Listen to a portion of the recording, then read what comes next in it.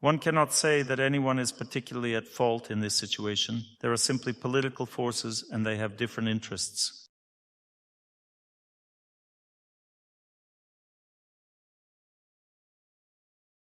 Interests can be so different that people cannot resolve them peacefully.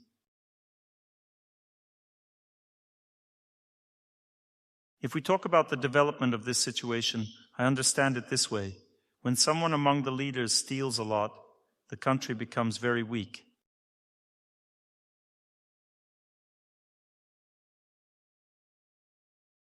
When it becomes very weak and cannot survive on its own, it needs subsidies and protection.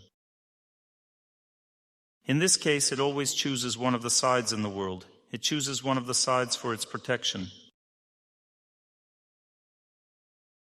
And the other side becomes disadvantaged and tries to restore its interests in this case.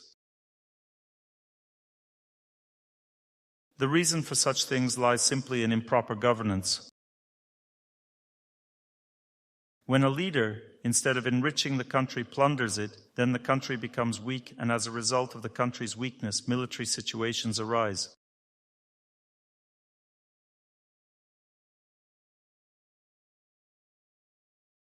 If we talk about peace and war in general, war always arises when people's sinfulness increases, morality and spirituality decline, and bitterness and fanaticism grow.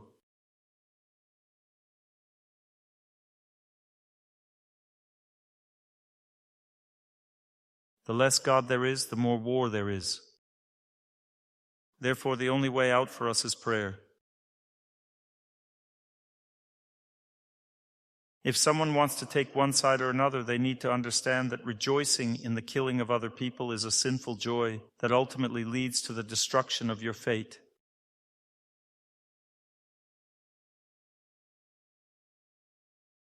When someone rejoices that someone is being killed, it means that they will have to reap the same fate.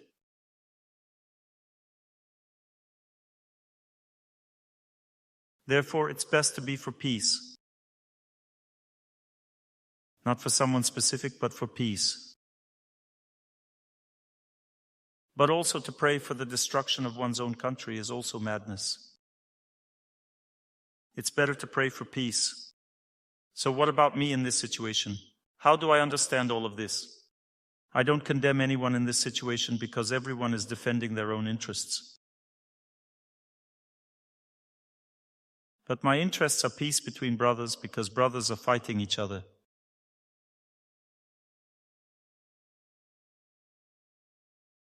People of the same blood are fighting. We all share the same blood. For example, my grandmother on my mother's side is Ukrainian.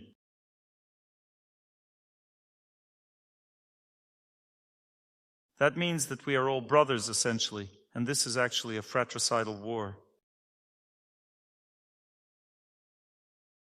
Therefore, we must pray for peace.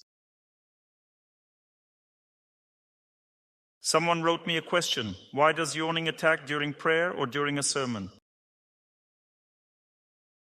It occurs because the heart is very befouled by sins.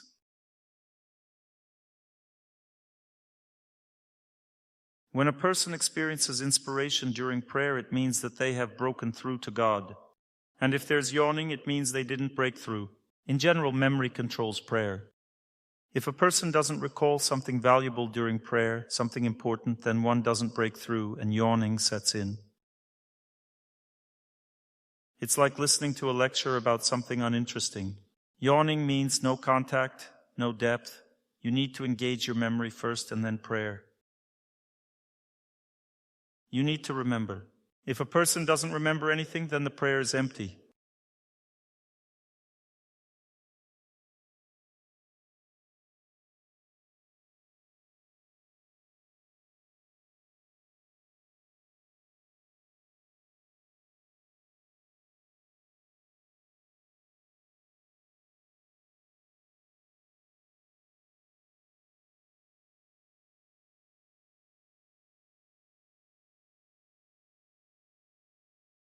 Next question, how can I change my husband's attitude toward me?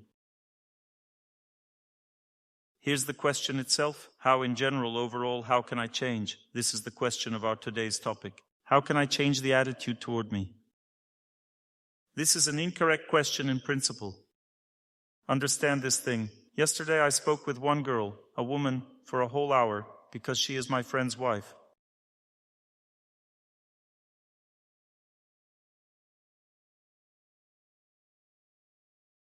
And we have completely different, diametrically opposite understandings of this person. Absolutely different. Moreover, I can't say that I don't understand him at all. I also can't say that she doesn't understand him. She lived with him for many years. But understand this, our perception of a person is always based on our fate. And it is from the position of our own fate that we perceive the facet of this person's personality which is connected to our fate. Therefore, the relationship is formed from the interaction of two fates.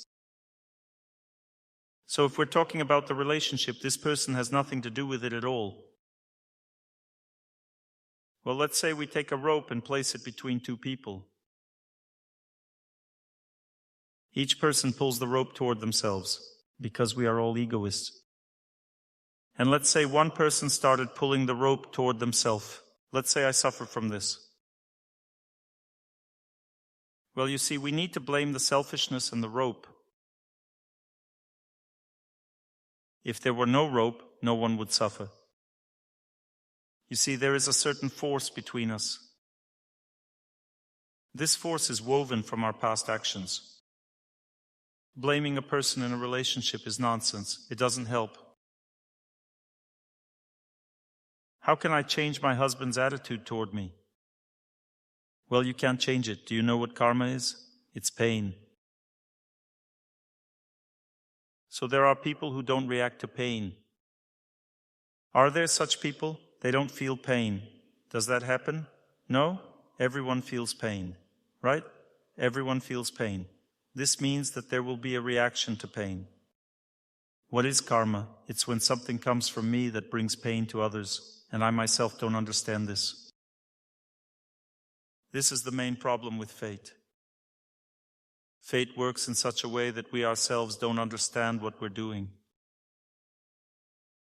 For us, it may be a natural action, but for a close person, it's very painful. When one is in pain, one reacts to this pain, that's it.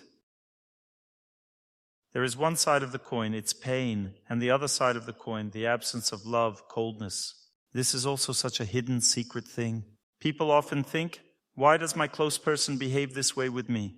Well, because without love, a person cannot behave normally. That means that when people lack love, they start to behave in such a way that either they demand love or become disappointed, one of the two, and look for love somewhere else. So you write in your note, how can I change my husband's attitude toward me? Pathological greed. Although he spares nothing for his sister and her daughter, they live at his expense.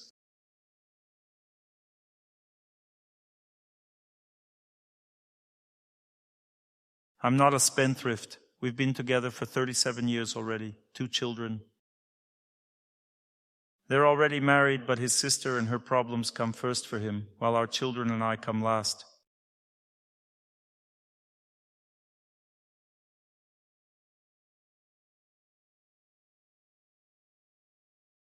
You see, a person is evaluated from a certain point of view. A person is evaluated from the perspective of their understanding of things. Well, let's say the sister gives 10 times more love than the wife. Well, let's suppose. Where will he direct his energy? If you think about it that way, then it turns out to be his sister. And immediately the question arises, why not me? I'm your wife after all. That means that you should give your energy to me. But the word duty depends very much on the energy of love and where it flows. If the wife cannot inspire her husband, then the energy of love goes to his sister. A man has to get the energy of love from somewhere. A woman embodies love. If he were a saint, he would, of course, do everything right. That means that he would give first to his wife and children, then to his sister. That means that he would distribute everything correctly, as it should be. But there's no point in discussing this. It's better to think about something else. How do I react to my fate? If I blame fate, it cannot be corrected. If I try to understand fate, it begins to be corrected. If I blame only myself, then everything is fine. That means I have already defeated bad fate. It will be defeated over time.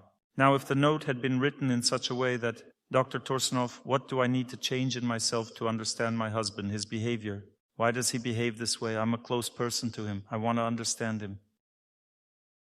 I want to figure it out to understand why he behaves this way.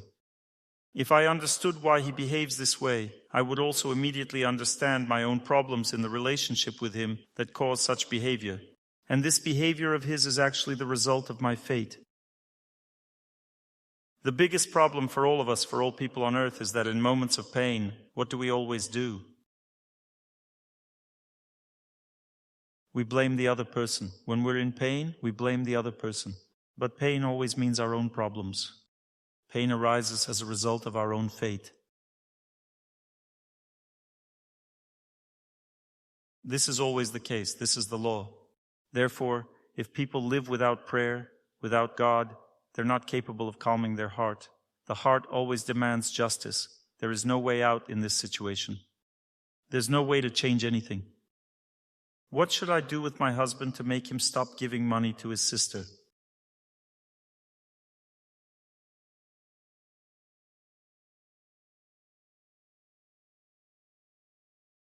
It's impossible to answer all of this. No one can answer this. You don't need to do anything with him. It's great that at least the husband is helping someone. He takes care of his sister. He has money. He supports his sister. What a good man. So what kind of person is he? Selfless. He gives money to his sister and takes care of her. And this is already envy. This is already jealousy, you see. People always give to where they feel love. How can one change the karma of the family? No one in the family lives in prosperity, but on the verge of poverty. My father passed away at 57 from sarcoma. His parents also passed away from cancer.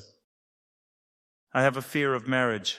I'm 35 years old and have never been married, no children, but I really want to create a happy family. My sister has problems with her personal life and work. She has a daughter from her first marriage.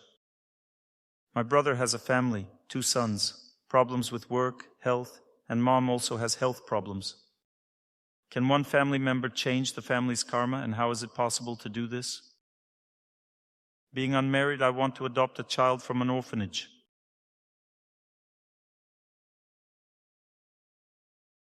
Will my family's ancestral karma harm the child?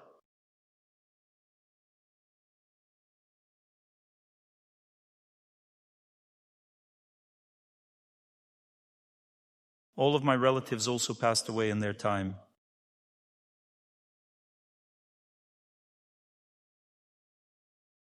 And yours too, I think. Every person's relatives pass away at some point in time. And each one of you, every one of you also gets sick. I am absolutely convinced that all of you don't have enough money. Well, with rare exceptions, perhaps. Some people are doing fine with money, but even those who are doing fine still don't have enough. It's just that their expenses are bigger, you see? But money is always not enough for everyone. Dissatisfaction with one's fate indicates poverty in one's relationship with God. There are people who have little means to live on in life. But because they pray and think about God, they feel a strong sense of satisfaction with life. Satisfaction depends on one's relationship with God. Here, inside us, is the representation of God, which gives us happiness. It is the voice of conscience. It is our memory and forgetfulness. It is what gives us obstacles in life and the knowledge of how to overcome them.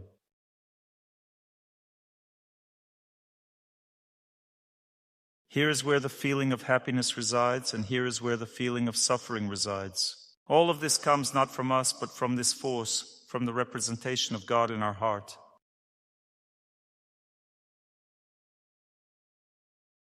If a person builds a relationship with Him, there is more happiness. And it doesn't matter what a person's income is. You know that you can be very happy having a small income, being content with what God has given you according to your fate. Live with this, rejoice in what you have. What does a person's happiness depend on? It depends on the fact that one gets used to what one has. For example, in India, people live very happy family lives. Family life among Indians is very happy.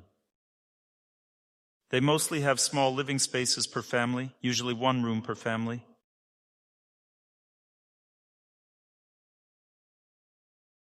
And they feel very comfortable with each other. I remember riding on a train. It was a reserved seating carriage, but Indians would sit down as if they were at home, so to speak.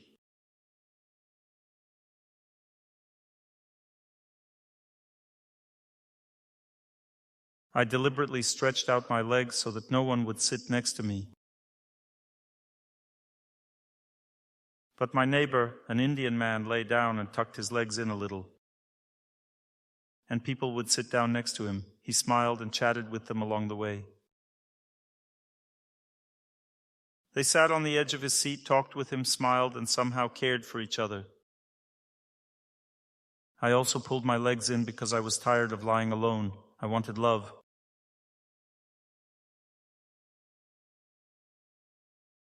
And then people started sitting down next to me. They were smiling and happy to be nearby. I noticed that people there are somehow very close to each other. They somehow feel each other, love each other. They rejoice politely, with love, and therefore they live closer together.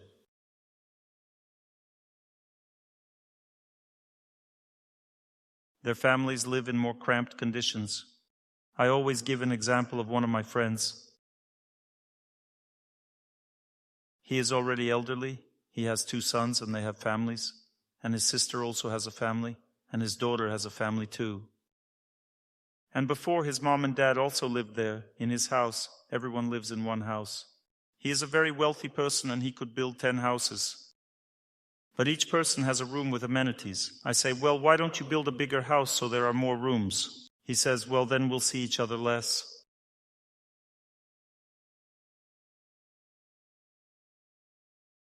I say, and there's no option at all to live in separate houses. He says that would be a curse altogether. They live so closely together, communicating with such love. And they don't feel that they need more living space.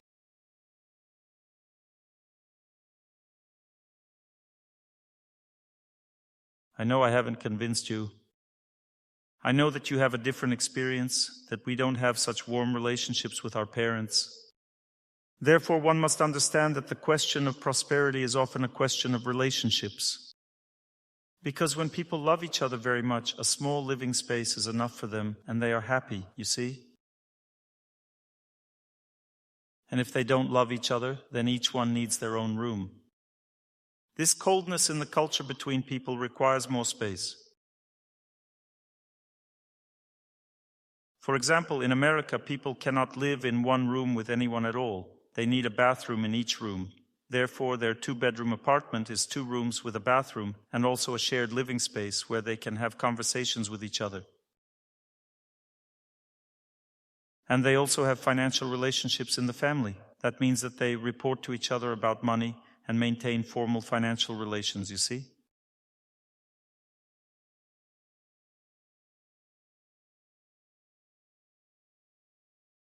For me, this is just madness, just madness.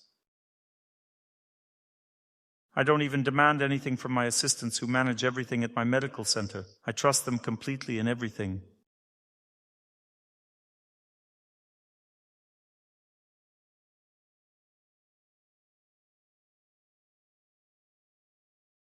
I am responding to this note which says that, Dr. Torsunov, I have many fears in my heart. I don't believe in my fate, and I think that everything is bad in our life. I'm sure that her relatives thought exactly the same way. This is exactly why they are poor, sick, and unhappy. Well, is a happy person not needed by anyone? Just imagine if a person is so happy, so joyful, won't they be hired for a job?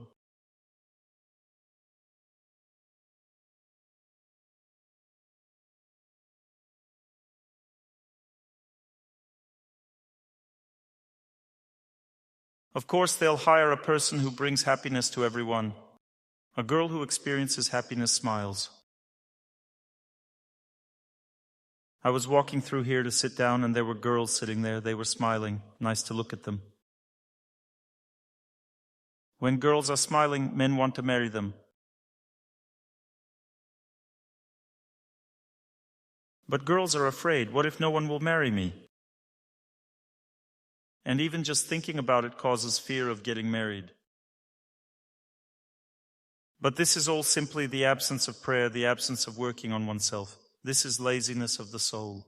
There is some volume of fate, some volume of karma, and I don't want to do anything with this volume of karma. This is called laziness of the soul, when a girl thinks, I'm afraid to get married. I'm afraid to look at everyone. I'm even more afraid to smile. What if my smile is ugly?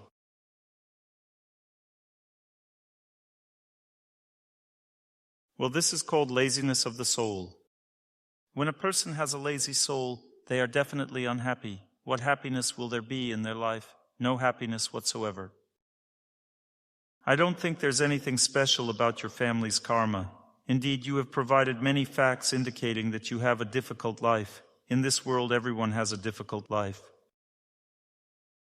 Some people fight for their fate, pray every day, and defeat bad fate. Others just cry and whine. There are two types of people, that's all. It all depends on a person's spiritual strength and spiritual education. Although indeed sometimes karma is heavier for a family lineage, sometimes it's lighter. This is true. But even if it is very difficult, you can still be happy and work on it.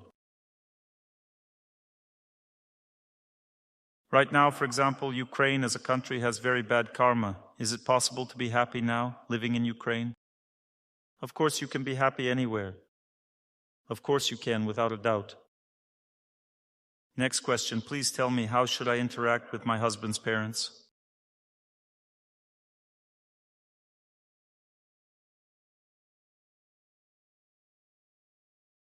I experience tension and anxiety when I have to meet with them. There is pain in my heart from past relationships with them. Well, you've just described the scope of work. You wrote that there is a volume of work. You experience pain and tension from the meeting. When should this amount of work be tackled?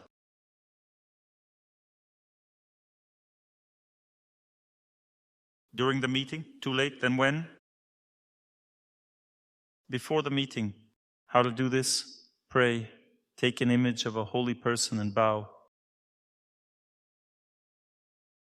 Repeat. I wish everyone happiness. Repeat this prayer. Think about and remember these relatives, and gradually their image in your heart will become lighter, lighter, lighter, lighter, and then when you meet, you'll feel that it's already easier, then even easier. Pray for 5 to 6 months, then it will be completely easy when you meet. Everything will be fine. Your heart will feel light and joyful. Raise your hand, those of you who have already done this in your life. Do you agree with what I'm saying right now, that you just need to do this and that's it? And those who don't do it are simply lazy.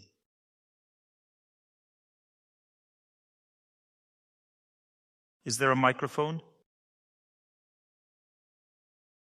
We all really need to hear about your experience. Here's a girl who is so decisive.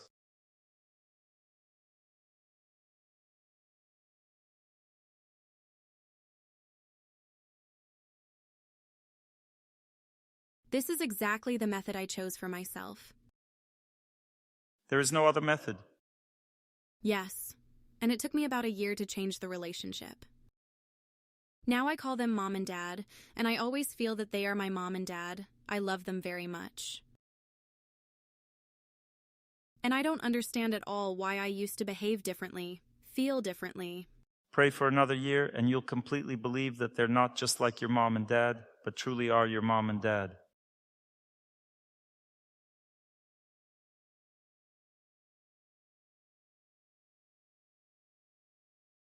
What's your name? Olga. Well done, good girl.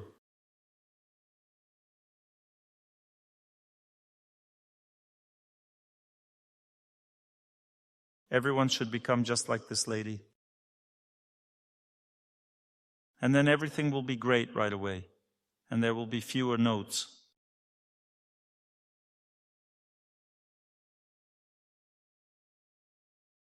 People don't believe in all this. They think, my case is different.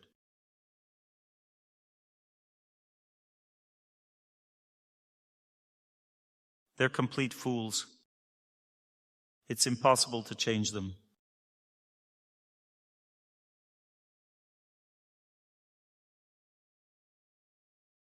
Once when I was a student, I lived in a room in a 3-room apartment, while a family lived in the other 2 rooms. The mother constantly scolded her daughter. They were so alike, just like 2 peas in a pod. The daughter was the spitting image of her mother, just smaller. I watched this and was always amazed. I thought, Lord, how is it even possible for people to be so alike? I witnessed this scene. The mother would look at her daughter and say, an idiot like you, who did you take after? It was very difficult for her to guess who.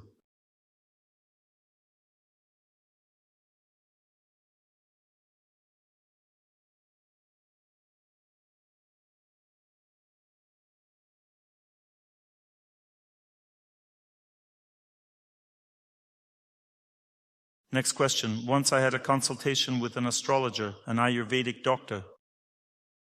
I wanted to get recommendations regarding my health. I'm troubled by eczema on my hands. During the consultation, the consultant predicted a divorce from my husband.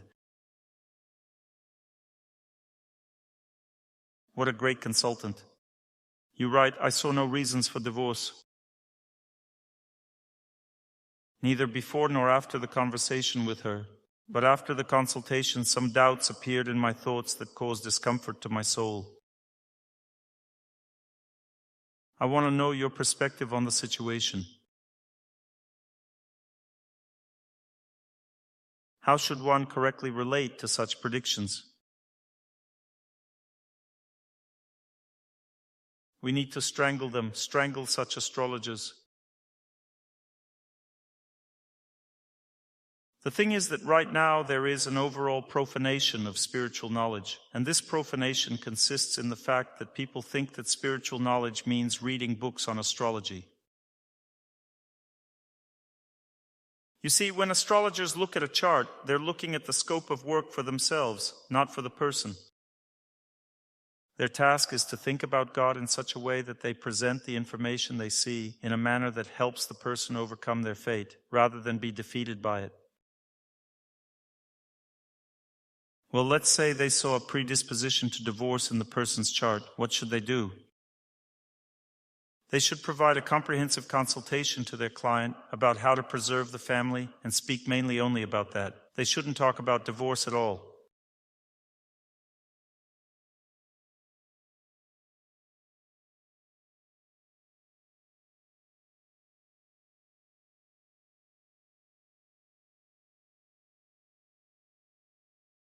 Doctor, will I die? Of course you will. Such an astrologer, an Ayurvedic doctor. You must understand that this is a sign of spiritual ignorance. That means that a truly educated person first studies spiritual knowledge and morality. Because the Vedas state, and the moral law declares that people should not be told about divorce at all. The word divorce means defeat in general. That means that people should not be told about divorce at all. Divorce is a defeat. It's not something that helps at all.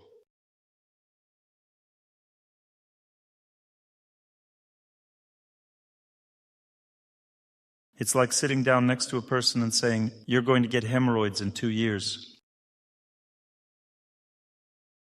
I tell him, I won't get hemorrhoids. He says, yes, you will. I say, no. He says, yes, you will. I'm telling you for sure you will. I can tell you the date. I leave supposedly believing that I won't get hemorrhoids, but there's a doubt left in my heart, you see. There is some doubt, maybe it will happen after all.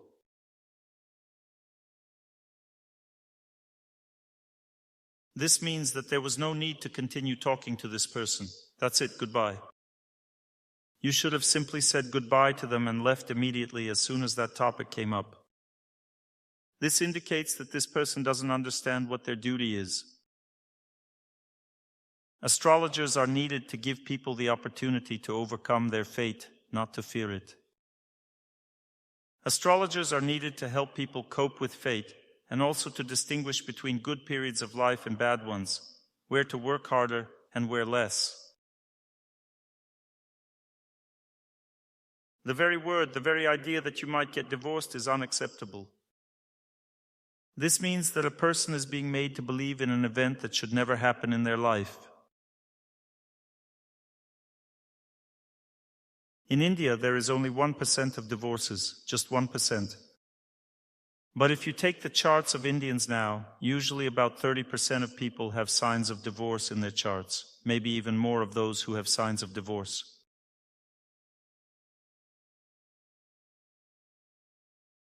But there are only 1% divorces. How can astrologers explain this? This astrologer needs to be given this statistic and asked, how can you explain this? If 30% of charts show signs of divorce, but there's only 1% of divorces, how can your astrologer explain this? There's no way they can explain it. This person simply doesn't understand that what is written in the chart doesn't mean that it will necessarily happen that way. There are different ways and methods to make sure this doesn't happen. That's what the chart is for, and that's why fate exists. Fate and an astrological chart are different things. Fate means victory, not defeat. So here's your astrological chart. What do I see in it? I see in it that you don't need to buy a fall coat.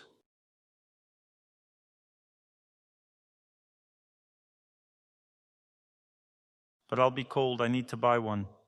Don't worry, you won't be cold. You may already die by that time. Why do we need such astrologers?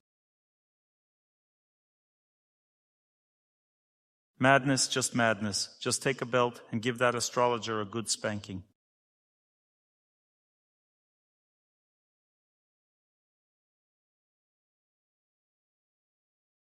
Like a father would. And if it's a woman, then put her in the corner.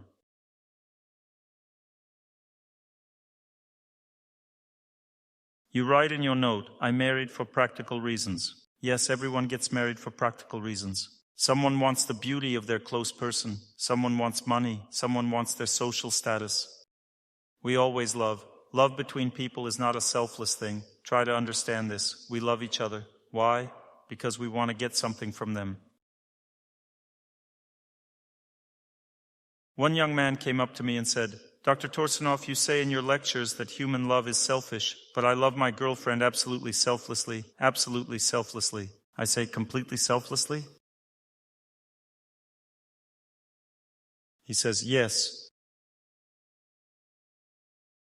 I say, but why don't you love a 70-year-old lady just as selflessly as you love this girl?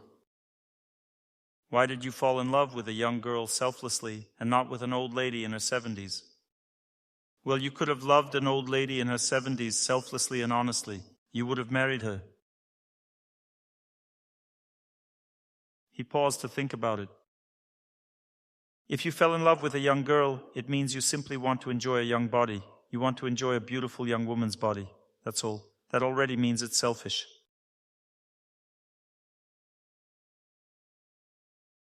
What selflessness are you talking about?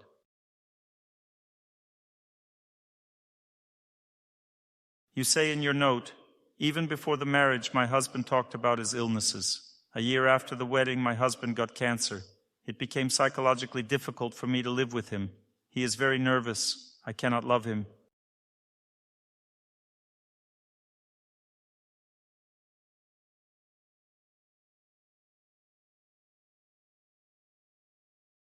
We must live no matter what happens.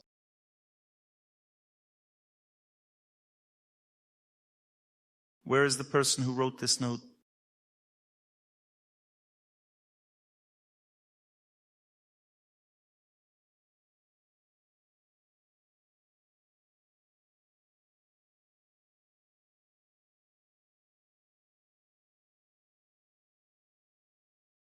Come see me after the lecture. I will tell you something important for you.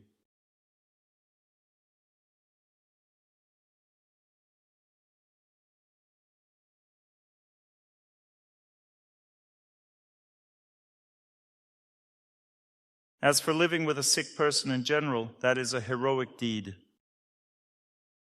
Understand that there are 3 types of people, 3 types of levels of people. Some people live in degradation. They cannot live with each other at all. People in degradation only want to enjoy each other and nothing more. They have no ideas, therefore they cannot live together at all. They enjoyed each other. The honeymoon is over. They went their separate ways like ships passing in the night. The majority of people, 90%, live in passion. People in passion need each other very much and want happiness. But since they don't engage in spiritual practice, they have no ability to generate happiness from within themselves. Therefore, they can only live together when things are going well. People in passion can only live together when riding the wave. When the wave goes down, illness, poverty, difficulties, their life becomes simply unbearable because they cannot help each other in any way. You see, people in pure goodness, those people who engage in spiritual practice, they build such relationships in which they feel each other's soul. And even if a person is, let's say, terminally ill, they still experience spiritual happiness being with this person. I was once at a spiritual festival, and there one spiritual teacher described his wife's passing. She had cancer, and for about 8 months she was in such an unbearable condition. She needed constant care, and he even gave up his mentoring activities. He simply brought her the bedpan, spent entire days just caring for the person, and that's all. And he says that this was the best time in his life because he was close to his wife. He felt her soul. That means that he reveals such things as love, purity, and compassion. He explains what real life is, that at some point we must dedicate our life to our loved ones. This is real life. He talked about these things, but these things are far from us because we don't feel the purity of our loved ones. We simply want to enjoy them, and that's it. This is life in passion. We don't have depth in our relationships. When a person is bedridden, how can we dedicate our life to them? How can we take care of them if nothing comes back from them? We haven't reached the kind of relationship where something simply comes back from the person, not because they give me pleasure, but because I feel the purity of this person.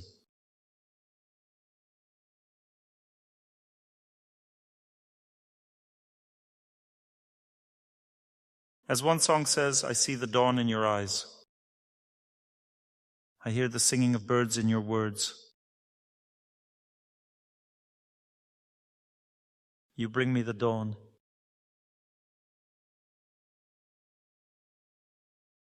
For the sake of sublime love, we must remember that our loved ones are bound to us for life by an invisible thread, by an invisible thread.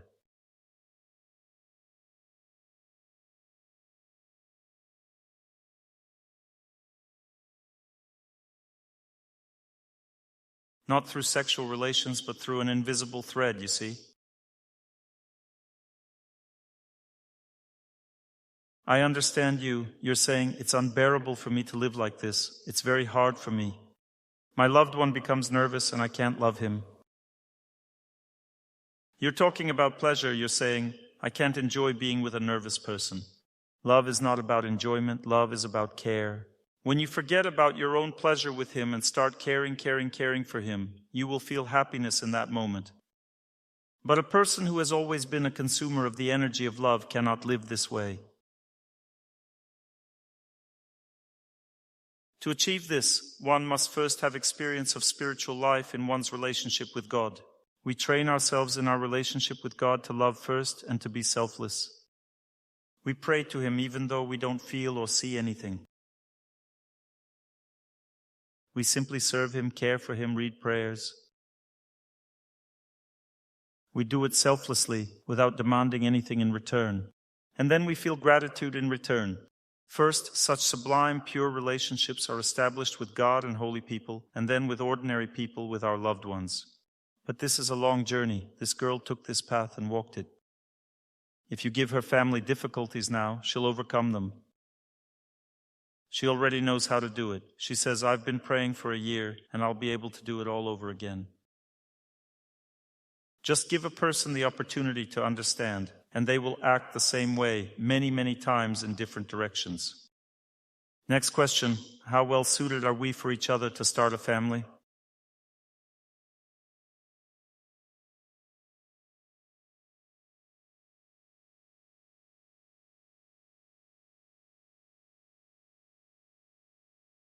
My dears, these notes are written for the benefit of everyone, not for one's own benefit. It's easy to understand how well you suit each other. I'll explain it to you now. Look into your hearts. Look into your heart and into the heart of your loved one.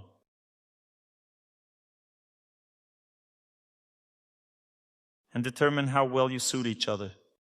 And if you cannot understand the heart of a close person, then pray to God and you'll be able to understand their heart. If this is a kindred heart, a close one, then you are compatible. And if you feel difficulties in the relationship, that means that's the amount of work you have to do.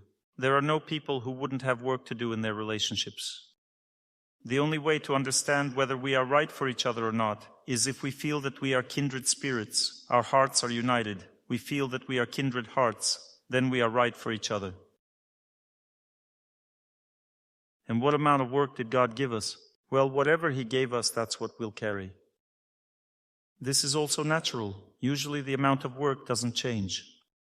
Suppose you replace one person for another, the amount of work won't change. That's usually how fate works.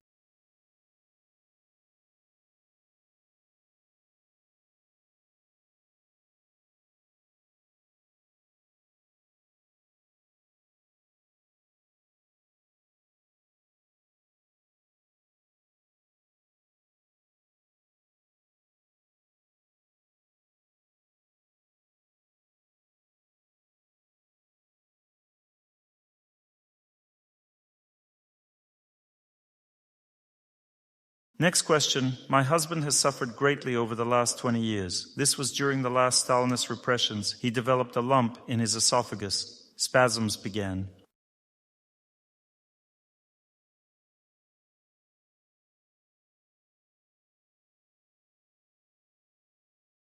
Well, you need to approach my assistant, the doctor, Maxim. He gives free consultations. Or contact us on our website for free consultations. We will tell you how to treat yourself. Don't ask me health-related questions at this seminar. I usually say that if both you and I have hemorrhoids, we can happily talk about it for an hour. But everyone else will be bored during that time. Next question, my parents are divorced. How can I avoid repeating their fate? Look, people living in degradation can never be together. Living in degradation means terrible selfishness. I just want to enjoy life and everything else doesn't concern me. I don't care what kind of character traits this person has. Give me happiness and that's it. I'm a woman, so give me affection, love, warmth, care, attention, money, an apartment, everything I need for life.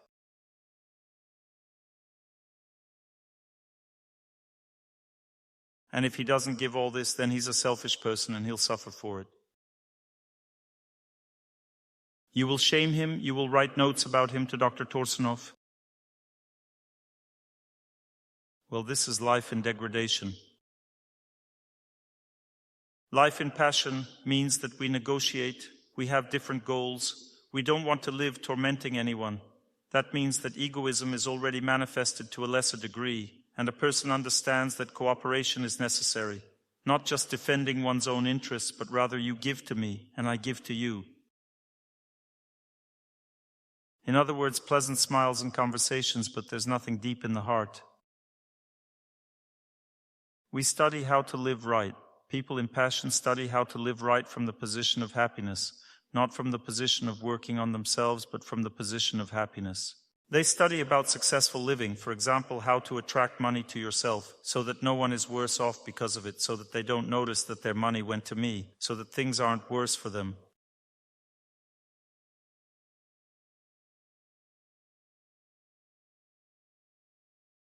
You ask, how can I make my close one treat me well? People in passion ask, how can you make my close one treat me well? Psychologists acting from passion provide counseling that involves confusing the person's thinking in some way. You need to put on a smile, say the right thing, and pull the wool over their eyes. And that's it. And everything becomes great.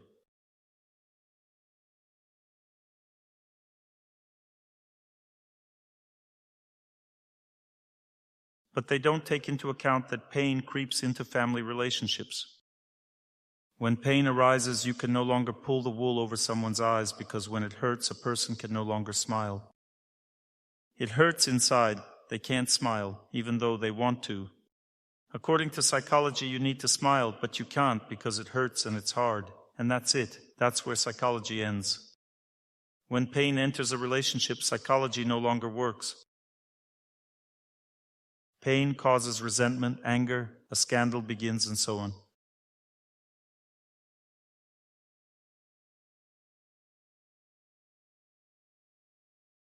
People in passion always get divorced because every family goes through a difficult period in life. As soon as a difficult period in life begins, divorce follows. Why? Because there's no reason to live together. People in passion, they derive happiness from external sources. They are hooked on happiness batteries. Happiness should come first and foremost from a loved one. The happiness battery should be powered by them. From a woman comes beauty. Well, you know, beauty means she's soft and sweet.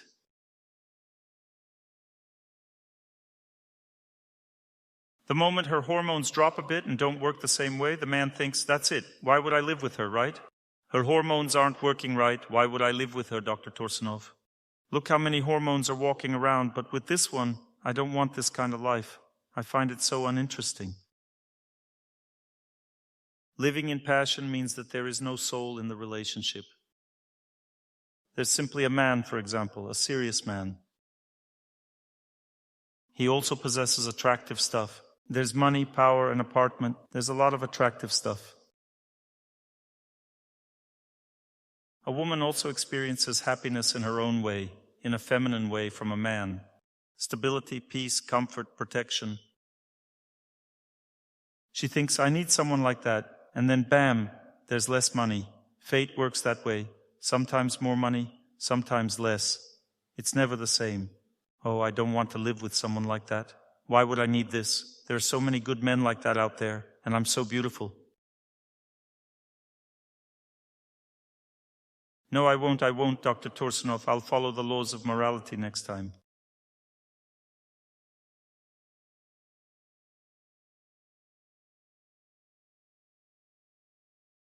People in passion cannot be stable because there is no deep understanding of what happiness is. They are hooked on the batteries of external happiness. They are happy riding the wave of fate. Beneath the wave, everything stops working. Therefore, the only way out is not to get divorced. You ask, how can I avoid repeating my parents' fate? Everyone repeats some fate. 80% divorce rate now. 80% of divorces. That's the social statistics. How one can avoid repeating fate? To do this, one needs to move into pure goodness.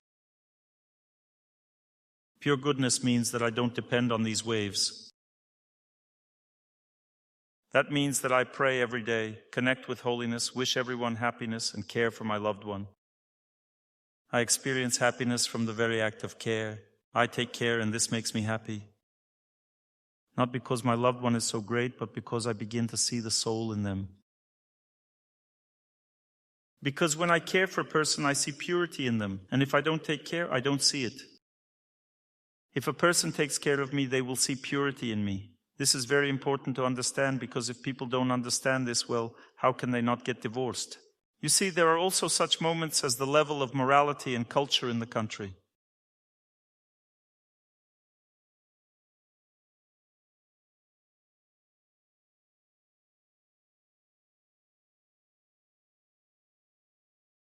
We have a very low level of morality and culture in our country. This means that overall family culture is very low.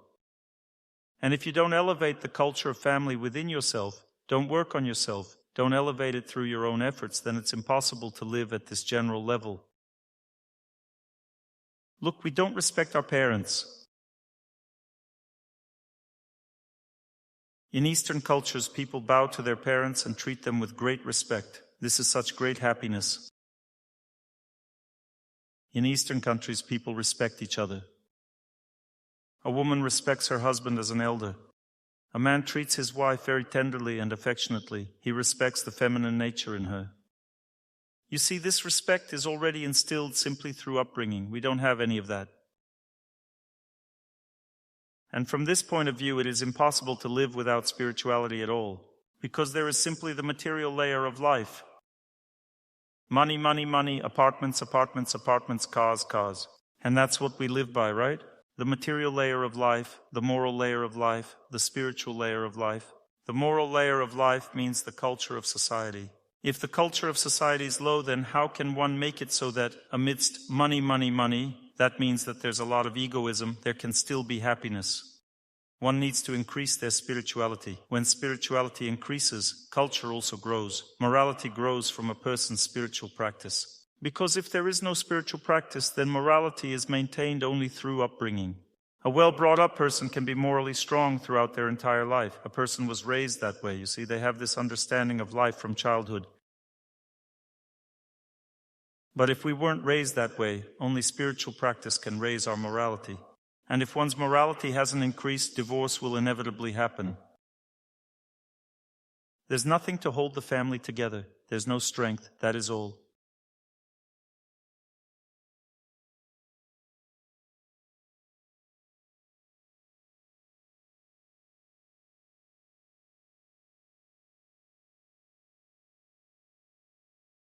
All right, I've communicated with God, so to speak, and answered all your remaining questions.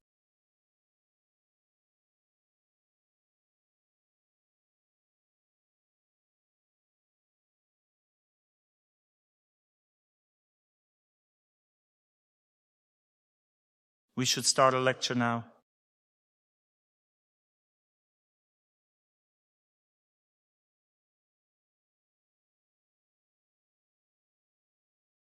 Yesterday there was a seminar for businessmen, for leaders, and they criticized me a bit for answering too many questions throughout the entire lecture instead of working thematically. And I will now stick to this rule. It will mainly be thematic work, and in order to absorb the material afterwards, there will be brief answers to questions from the audience on the topic. What is family karma? Let's start from the very beginning. So look, that means that two people come together, right? How does this connection happen? Inside us right here, there is a zone where a person's deep memory is contained, where all our desires and actions are located. Events come from this zone. We sometimes feel heaviness in our chest. We feel joy. That means that events emerge from here. There's even a real sensation that somehow my life is flowing right here. Right here there is this deep memory. My life flows there, right here in the heart. We rejoice with our heart. We grieve with our heart. Here in the heart we feel this emotion of our life.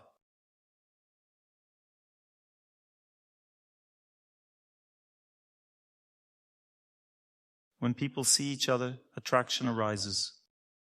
Not sexual attraction, not physical attraction, but familial affection. There are different types of attractions. There is familial attraction and there is sexual attraction. Sexual attraction means dragging someone to bed without even needing to ask their name. They have sex and then go their separate ways.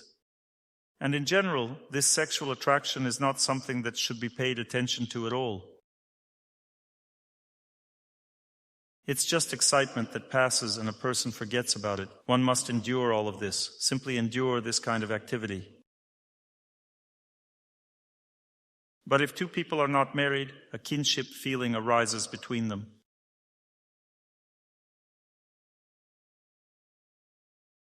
This feeling of kinship does not cause sexual arousal. Well, it might cause it a little bit, but not much. But mainly it evokes a feeling that this person is very similar to me, very similar.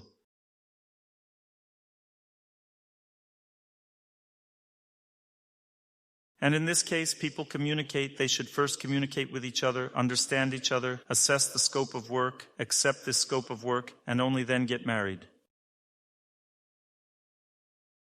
And in ancient cultures, people used to cry. Young women used to cry when they got married, not because they didn't love their husbands, but because they understood that they had to carry their cross through life. That means that you have to go through thick and thin with a person. That means that they understood.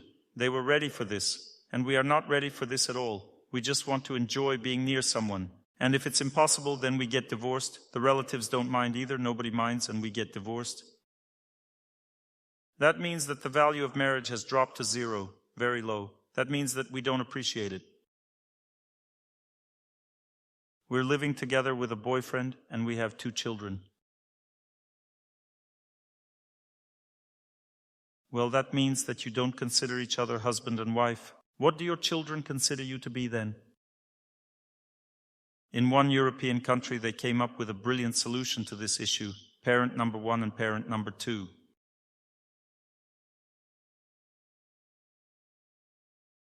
And the children also have no gender, so to speak.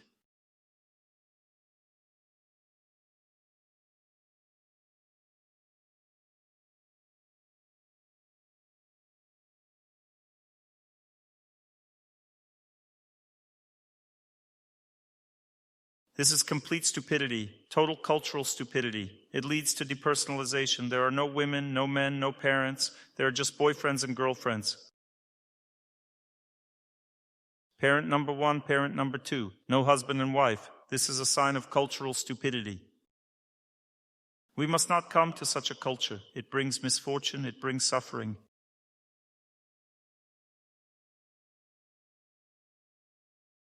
So people should communicate first. A connection arises between their hearts.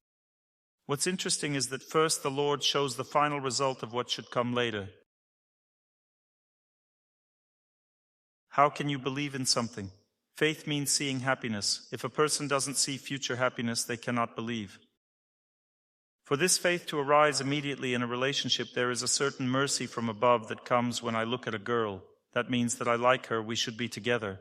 And in this case, the power of her devoutness emanates from her, which shows what life path we will walk together.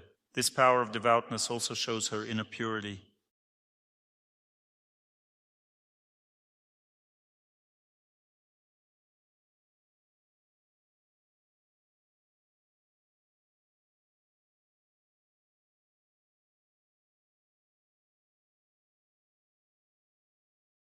It shows the purity that exists within her, so that you may eventually reach it, so that you may someday see it by caring for her. And in the same way, she looks inside me and this force comes out from within me. This is called falling in love, you see? Pure and bright feeling of love which is woven and created by God Himself.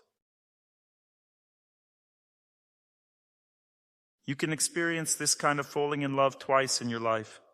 Well, I mean in 2 cases in life. When children are born, we see the soul in them, we see the purity of their soul. The purity of the soul is also seen in a person who has been revealed to you by God as your close person. Divine energy makes this happen. This isn't something a person reveals on their own. Some people say, I found myself a close person, Dr. Torsunov. You didn't find them yourself. God showed them to you, illuminated this person, revealed their purity, and you were drawn to them and went through life together.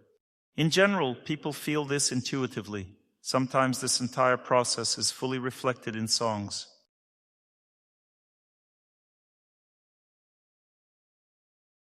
This is how it all happens. This is how it all gets created in relationships. This is what happens in the heart. Sometimes people feel this clearly and express it on paper in the form of poetry.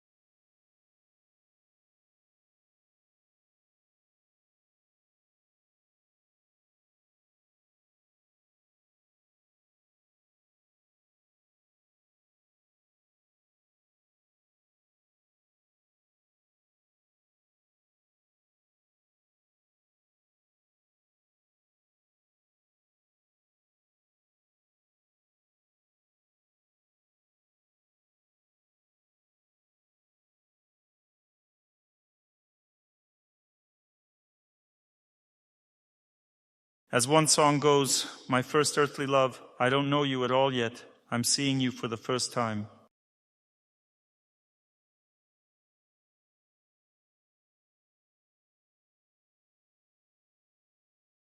You see, that means that first a person feels this energy of happiness, then they see their fate.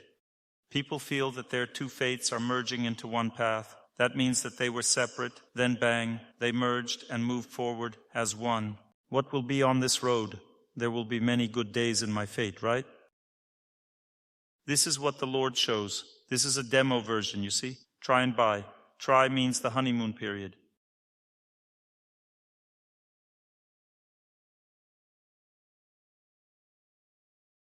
Well, that means that at first all this happiness comes. One thinks, now I'll have happiness for the rest of my life.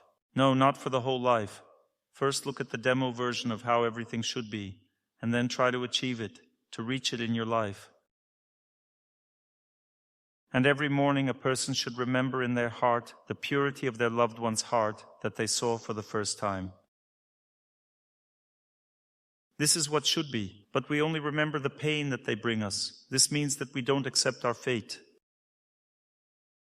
If we feel pain from a close person, think mainly about their mistakes and shortcomings. That means that we don't accept our fate. We don't want happiness in relationships, we want fairness. Fairness means, I don't want to do anything, I want to be happy. That's it. Nothing else matters to me. Laziness of the soul. It means laziness of the soul. What is family karma? Family karma is the amount of work. Is the family's karma visible right away when people meet? Nothing is visible. There will be many good days in my fate. That's what you can see. That's it. Our paths merged into one journey. There will be many good days. My first earthly love, the morning of my eyes. That's it.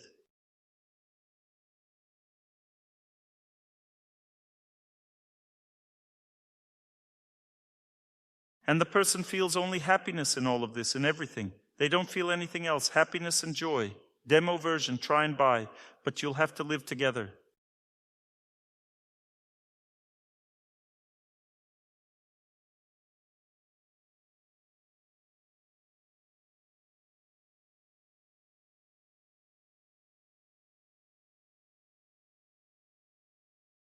And God actually expects it to be for life. He can, of course, give you someone else later if you make amends for what happened.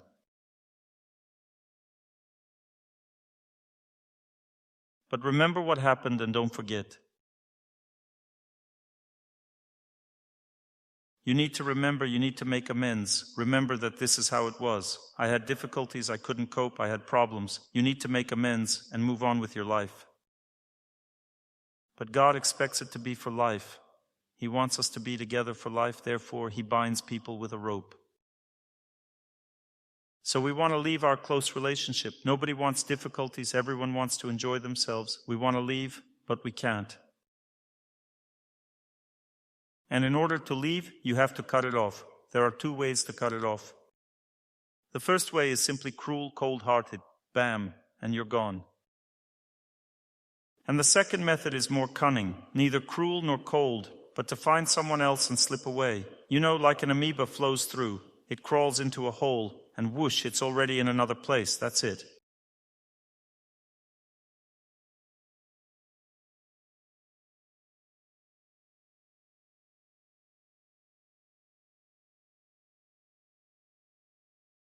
I fell in love, and gradually I slip away, and that's it.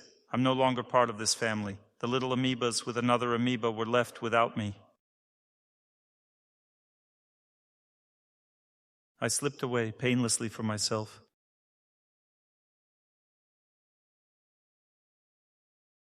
But understand, the disease stayed behind where you slipped away from. There's no getting away from it. These people are suffering, and you will be held accountable for this 100% sure. Because God wanted you to be together and suffer together. But you didn't want to suffer, you decided to deceive everyone, right? To outsmart them. So smart. Well, who is smarter, me or God? Me or God? You need to ask yourself this question. Who is smarter, me or God? If God is smarter, that means He knows how to make it so that along with the cunning slipping away from the family, I also receive a cunning flow of heavy karma into this new relationship later.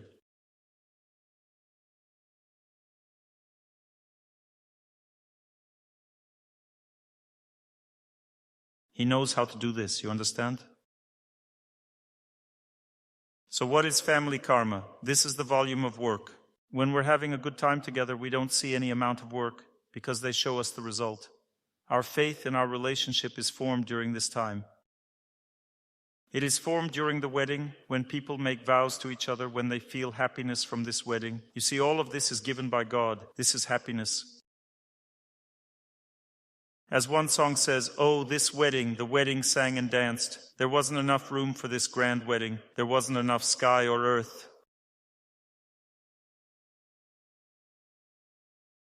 You see, the Lord gives so much all at once.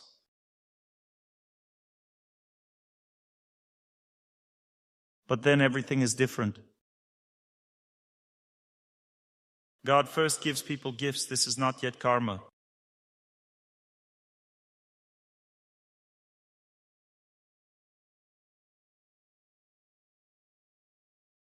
Karma is something completely different. When two people look at each other thinking, "I wish my eyes had never seen you," this simply means the volume of work ahead.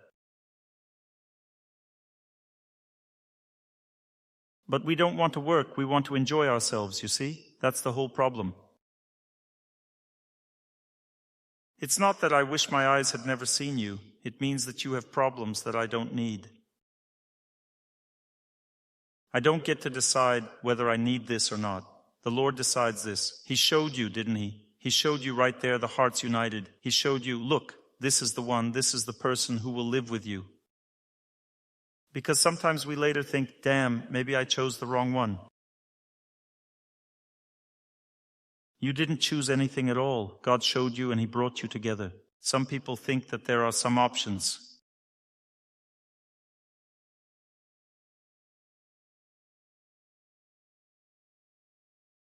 There are options, of course, but they are backup ones, you see.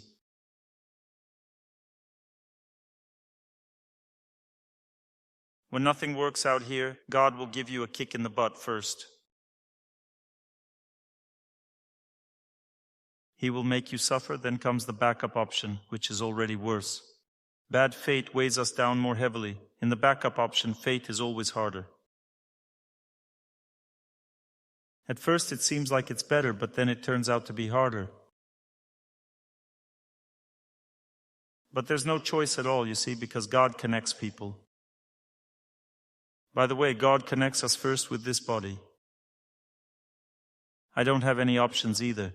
I can't fly from one body to another. If you don't like the body, boom, off to the next one.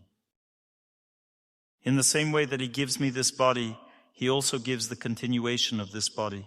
Do you know what the continuation of my body is? The continuation of my body is my wife, my sons, and my precious daughter. This is all an extension of my body. You see, this is all me.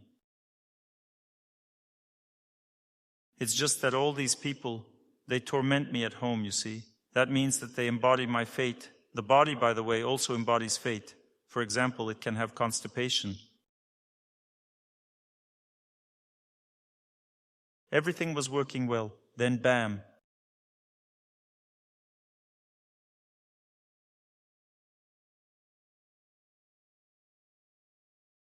What's going on? I don't understand.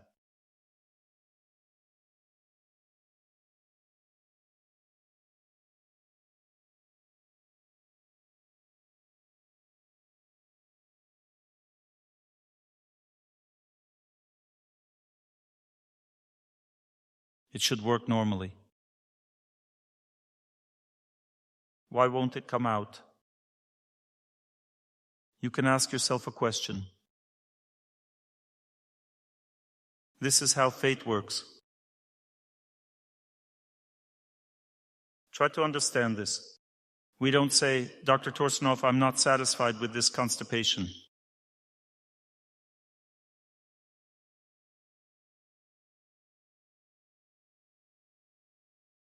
Maybe I should just divorce it altogether? I don't want to live with constipation. What kind of nonsense is this? I actually took it without the constipation. But now it turns out I have constipation.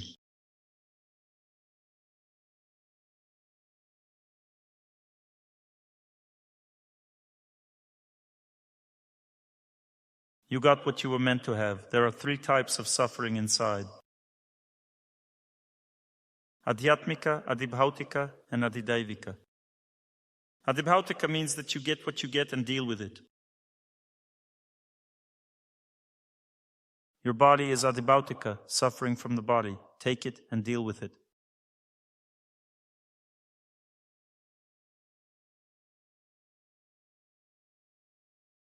Adhyatmika means suffering from wife and children.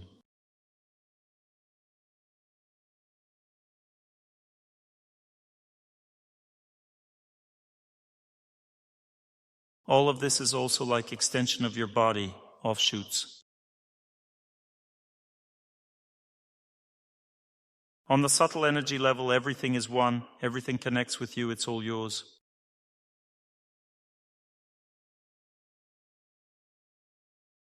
Everything here is yours, yes. And you can't either. There are no options, you see. Give me a different rectum. There are no options, you see. You've been given this, so live with it, with what God gave you. That's it. Live with it. It's yours. We don't want to. We only want happiness. It simply means ignorance, that's all. This is Adhyatmika. This means that your karma impacts you through the souls of other people. And there's also Adidaivika. It's just, really tough. Adidaivika means war. Well, that means that something comes from above. I wasn't born during a war. I didn't want any war. Why would I need a war? It comes into our life. We are not asked at all, and we have to suffer. People lived through war years, and some still do now. A terrible thing.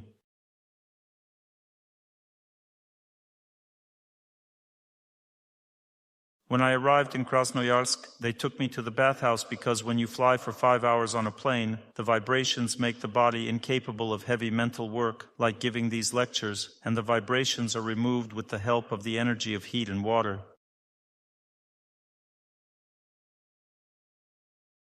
And when there's a steam room, a river there, and in this bathhouse I recover, and it's easier to function afterwards.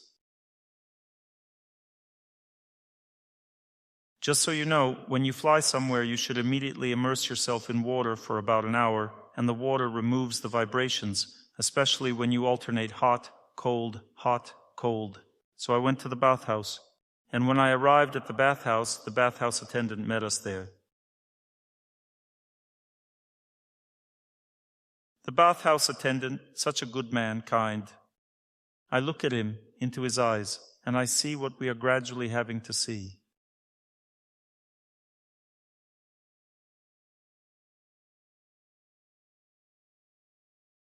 What we are gradually having to witness, everyone will soon have to witness in their lives one by one person, then another, then another. This was the mark of war. The mark of war, you understand, I saw it in his eyes. The mark of war makes a person simple, kind, compassionate, gentle, and warm-hearted.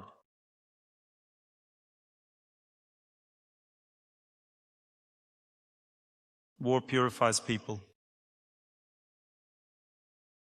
And so it turned out that he had only been in Krasnoyarsk for 3 months. Before that he lived in Donetsk. And we don't choose this, my dears. The time comes and such a life begins that you have to drop everything and go somewhere unknown. And it's completely unclear how you will live there. This is how fate works. This isn't a matter of bad luck, you see.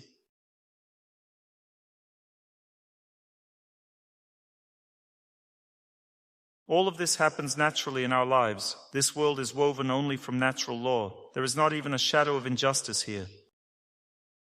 Everything is woven from truth alone. We simply don't see and don't understand this pattern, but there are the scriptures that speak about this. So what family karma is determined at the peak of suffering? This is the amount of work. So when certain events happen in our lives, and when these events reach their peak, when I'm shaking all over, when it's really hitting me hard, that's the volume of work. It surfaces at the peak of suffering. And this entire volume of work is processed in only 2 ways. And it also increases in 2 ways. The first and most important method of processing is when everyone is still asleep, you need to sit down and connect with holiness, because holiness, holy people, holy places, the Lord, the holy name of God, the remains of holy people, all of this burns away karma.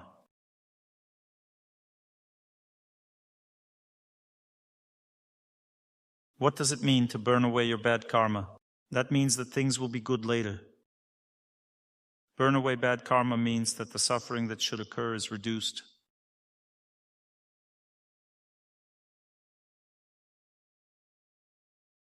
I'll give you an example. This was literally about 40 years ago. One young man served his mentor, his spiritual teacher, very seriously. And this spiritual teacher was so holy, very compassionate. He is still like that now, only he is no longer on earth. He looked at his disciple shortly before his passing and said to him, "Please, you must eat very, very much over the next 15 years and become fat, a very fat person."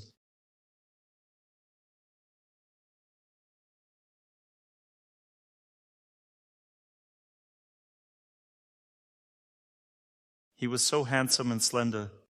He says, "I don't understand your instruction." He says, "And you won't understand until the time comes. Just do what I told you to do." And he was very faithful, truly faithful, a genuine disciple. And he began to eat out of a sense of duty. Not because he wanted to overeat, but out of a sense of duty he began to eat and became very fat. But at the same time he remained the same as before, cheerful. He was engaged in spiritual practice. This person lived as a monk. And one fine day he was entering an apartment building and some maniac just grabbed him by the head and slit his throat just like that.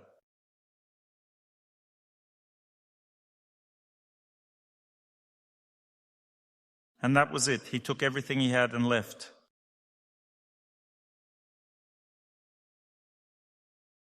The maniac only cut through the fat. And then they stitched up the monk's neck, and that was it. He understood. He needed to lose weight. That's it. The event had passed. That's how he overcame his bad karma. You see, the event happened. His throat was cut, but his life was preserved.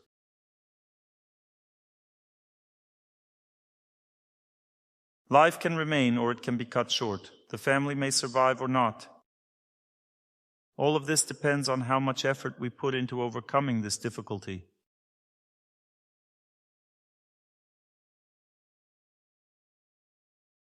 There are several types of faith's challenges. There are hills of faith that I can overcome on my own. I just go through life. It became harder, and oops, easier.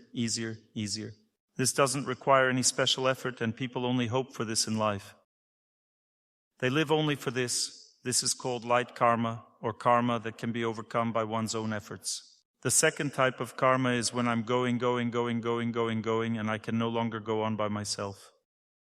I need someone to lead me further, you see. You need a mentor, some elder, maybe an older friend, I don't know. Some advisors, consultants.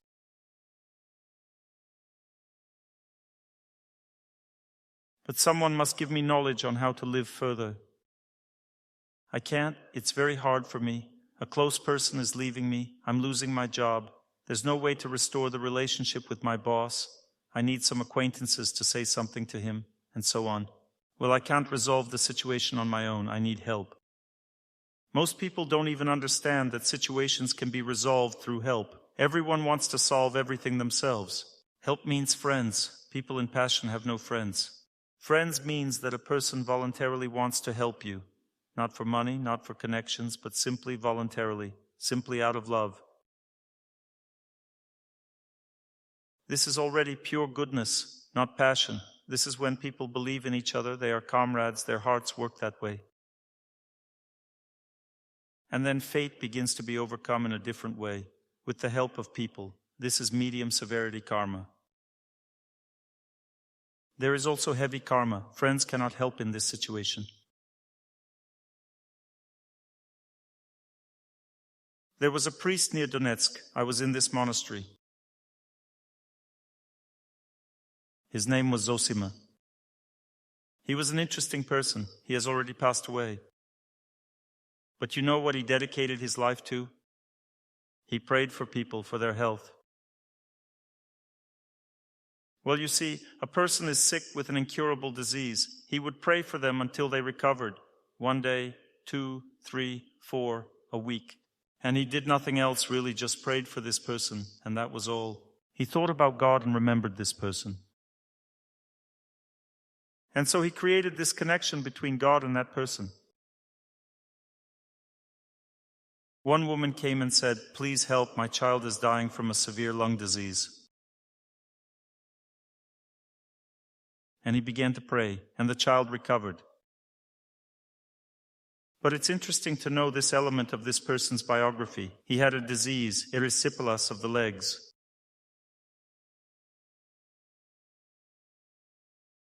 And it was of such a severe degree that up to 50 milliliters of blood, lymph, fluid would leak from his legs during the service when he was conducting it. So it was very difficult for him to live, but he didn't think about himself at all. If he had applied even a drop of his energy to himself, he probably would have healed long ago. But he didn't do that. He thought only of others. This is the quality of a holy person. He wants to help everyone.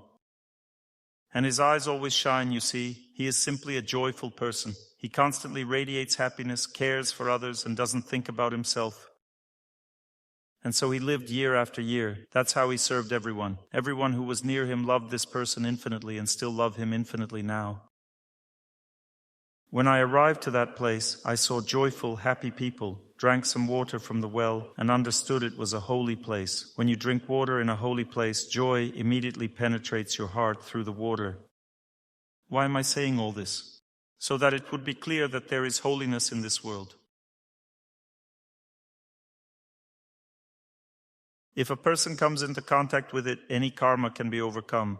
This is already bad karma, and there is insurmountable karma. It is needed to put an end to our life. Every person needs it. Every person will pass away without fail. Insurmountable karma is needed to put an end to things. But sometimes a person puts an end because of heavy karma and medium severity karma. Why? Because they're too lazy to work on themselves, you see? This laziness signifies an undeveloped soul.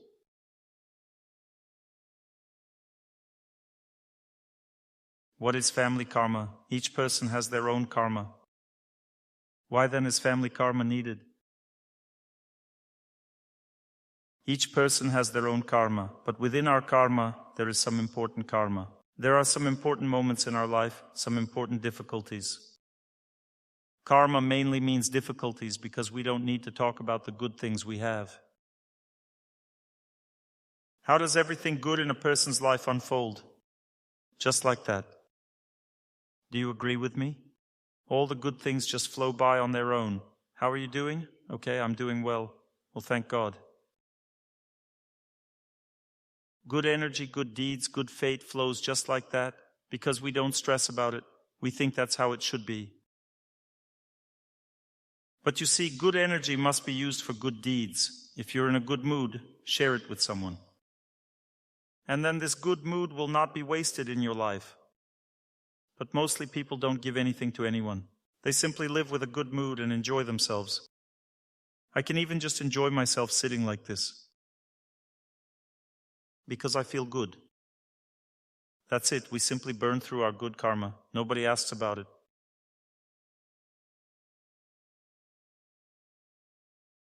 Nobody asks, "Dr. Torsunov, my life is so wonderful. How should I use this?" Not a single question like that has ever been asked. "I'm in such a good mood today, Dr. Torsunov. Who should I give it to?"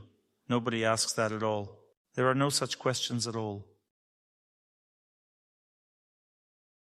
All the questions are about something else. What to do with bad karma. So everyone has good karma, but we don't pay attention to it because we quickly get used to it. We think that this is a given. For example, good karma is living in peace. This is what comes from above. There is what comes from the body, what comes from loved ones, and what comes from above. What comes from close relationships, for example, the fact that we don't argue, means good karma. Dr. Torsunov, is it really necessary to argue? I want to never argue my whole life. As one song says, I want summer to never end, for it to race after me everywhere.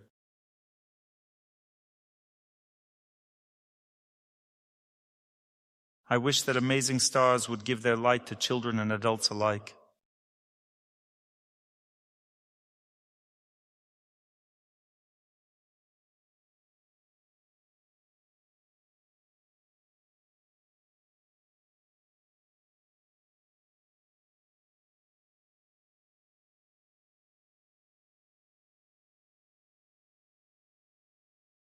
This is how we live in complete degradation, because such a life is just a dream.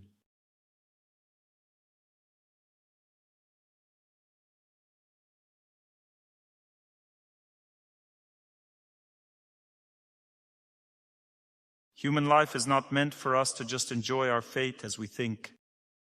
Human life is meant for working on overcoming one's fate, and this good karma is meant for bringing happiness to others. Why is everyone so unhappy? Because everyone consumes their own good karma by themselves.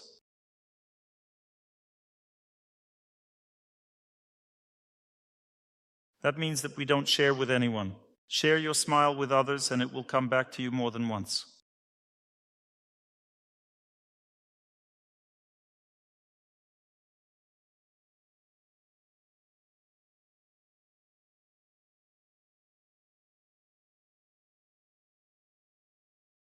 There are people who speak out even in times when it's forbidden to talk about it.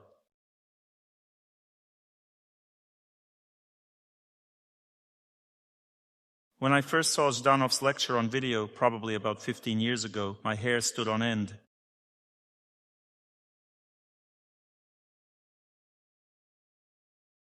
He speaks about such things directly, truthfully, and openly.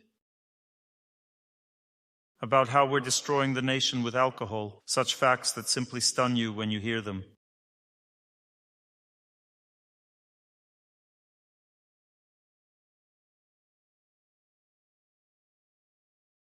"400,000 adults die from alcoholism per year. Normal people of working age who could be working and living for their country, they all pass away. Simply because we make money from it.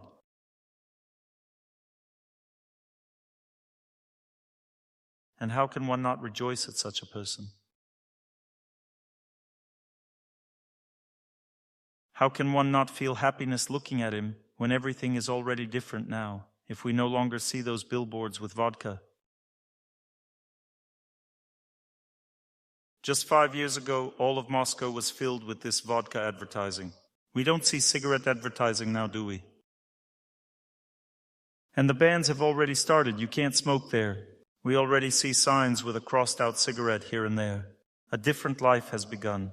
People started becoming healthier, you see. The standard of living began to rise in Russia.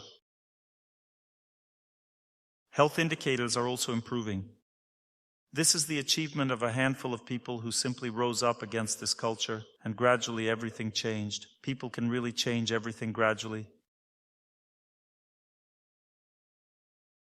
I want people who deserve to be happy to sometimes be happy.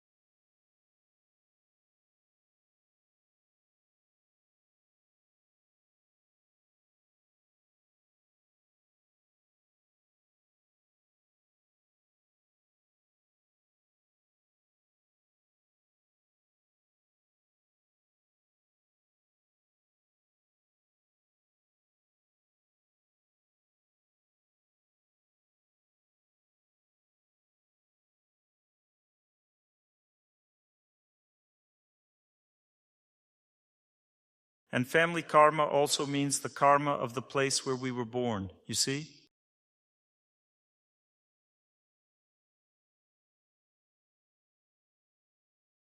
We can change this place. We were born in a country where there is a lot of drunkenness. My family's karma is such that my grandmother on my mother's side died in an alcoholic stupor on the doorstep of her home.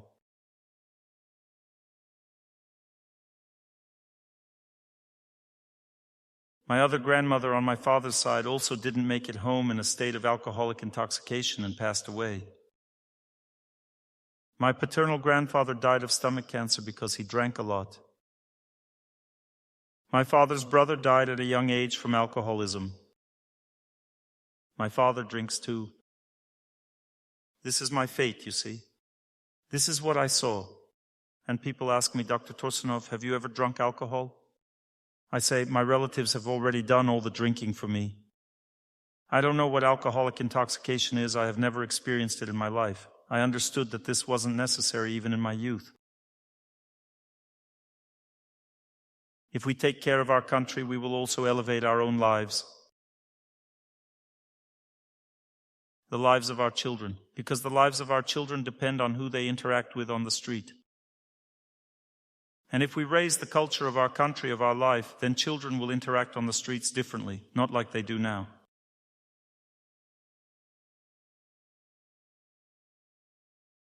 So family karma is the volume of work that manifests in my body, in my relationships, in my relatives, and in the place where I live. 3 types of work scope. For example, I have certain abilities within me to give happiness to my loved ones. For example, a person may have sexual disorders. A woman's heart may simply not be warm enough to give love. The psyche may not be capable of carrying a child. Let's say a woman's or man's body is unable to conceive, and so on. There are certain limitations.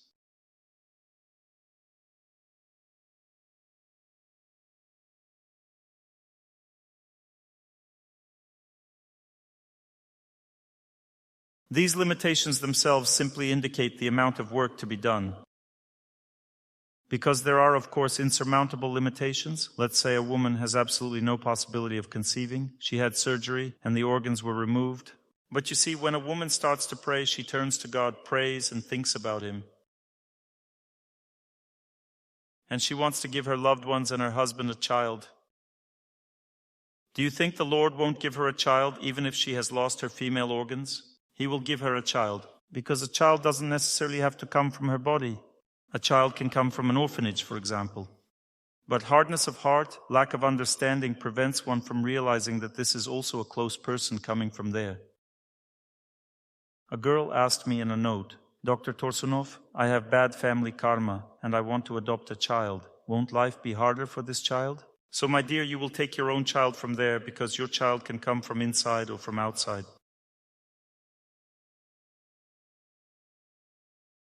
Depending on how fate works, if a child cannot come from inside, God gives from outside. Because according to the Vedas, a person has 7 mothers. The mother who conceived, carried, and gave birth to the child is the birth mother. The woman who nursed the child is also a mother. The one who raised the child is also a mother. Mother Earth is our own mother. If there is a ruler, a holy ruler on earth, his wife is also a mother. If you have a priest or spiritual teacher, his wife is also a mother. And if you drank someone's milk, for example, a cow's, then the cow is also your mother, from whom you drank milk. We don't understand this. It's difficult for us to understand.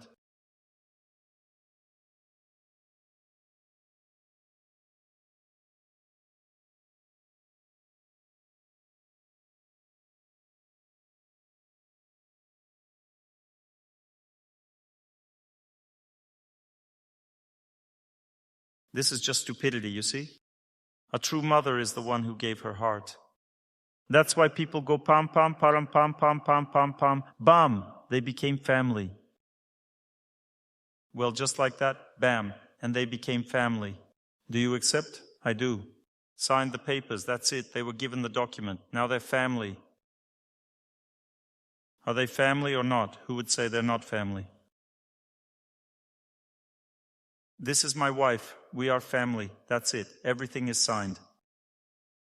So, my dears, who is more of a relative? A child who has lived with you for 20 years, or a person you simply met, spent some time together and got married? Who is more of a relative?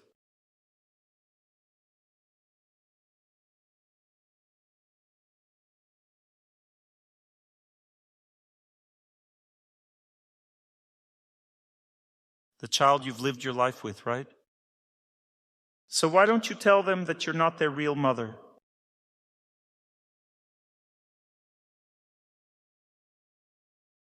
You think the child is yours when they come out of your body? Then you'd have to pass your husband through the same way too.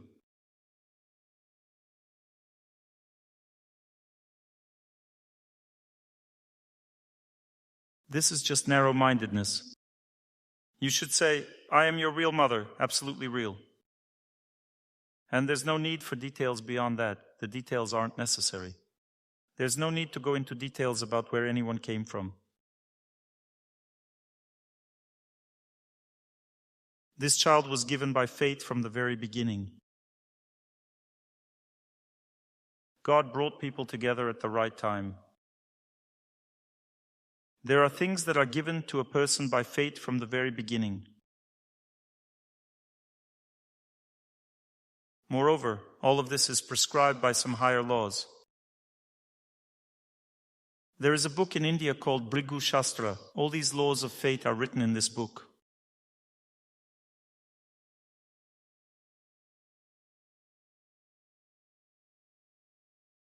You write your name there, pass some ancient Vedic tests. There were also their own tests in those times.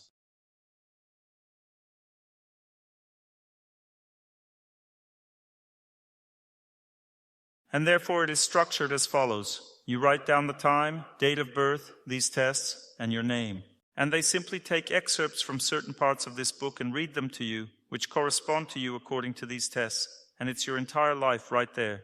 How you lived, what happened, when, the character of your children, relationships with your parents, and so on. Everything matches completely one-to-one. You see, there is a road, the road of fate. It doesn't mean that you can't change anything, but rather it indicates the amount of work to be done. So you're walking along this road and you can walk in different ways. You can crawl on all fours along it, which means I don't want to do anything, I don't want to change anything, I suffer, I agonize, I daydream. This is called life in degradation. Or I drink, get drunk, do drugs, engage in shady business, commit crimes, and so on. This is a life in degradation. A person goes through fate like walking on sandpaper, you see? Every event is suffering. Every event is suffering. Everything has to be drowned in vodka. Now the second option, the person is already crawling on all fours. One is very strongly attached to everything that fate gives them. What is fate? It is our desire. It manifests in the form of desire. I want this, I want that. And the person constantly satisfies their desires. They cannot shift their focus to wishing happiness for others, caring about someone. I want this, I want that. They can't break free, crawling on all fours because they have to react to every desire. This is a life of passion. People suffer immensely living in passion because they are very constrained. Every desire must be worked off. You have to work for every desire. You want this? You need money. You want that? You need connections. You want something else? You need this and that. And you constantly have to work hard, toil away. And people in pure goodness, they walk through life. They don't crawl, they walk. Why? Where do people in degradation look? At their feet. They look at their desires. Where do people in passion look? At their feet. Where do people in pure goodness look? Forward. They already see the purpose of life. They live not simply to satisfy their own desires, but they live for something bright, for the future. There is light ahead, you see. And they think about God, think about the happiness of other people. They think about the country living happily and so on. Such people have completely different ideas in life. And when they have such different ideas, then higher powers begin to help them to cleanse their path. And those obstacles that were previously insurmountable, these people easily overcome with the help of higher powers. Holiness allows them to burn away their fate in their heart. That means that luck appears in their life. What is luck? A close person was supposed to pass away but cannot pass away because fate has changed. It becomes different as a result of prayer. Higher powers give knowledge to people. They feel how to act correctly, make fewer mistakes, and walk more correctly along the path of their fate. There are also people who become grateful for what you do for them. If you help other people tirelessly as much as you can and care about everyone around you, people will help you. I recently found out that, as it turns out, I won't be unemployed. And I won't live in poverty in this life, and I won't be without a home either. Do you know how I found out? I ask in every city. If they kick me out and I have nowhere to go, who will give me a job? Immediately about 50 people said, Dr. Torsunov, come with us. And who will give me shelter somewhere, provide a corner for me to live in? Immediately 10 people raised their hands up. Well, you see, I won't be poor anymore because I didn't think about myself, didn't think about my own life, about my own housing, but constantly thought about people being happy. And this is fate coming from people, you see? Good fortune comes from people. When you care about people and pray to God, good fortune comes from God. When you care about people, good fortune comes from people. You should also take care of your body, observe fasting, and do static exercises. That means that there are exercises cleanse the energy channels.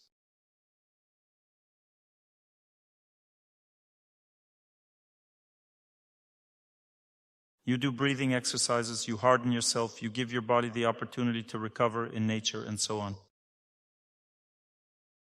The body also needs health. Therefore, there are three aspects of life: those related to the body, those related to relatives, and those related to God and other people. And everything returns back to you. This is called grace or good fortune in life. But people are focused only on their own problems. Dr. Torsunov, will you be talking today about how to avoid getting divorced? When a person is constantly focused on their own problems, there is no luck in such a life.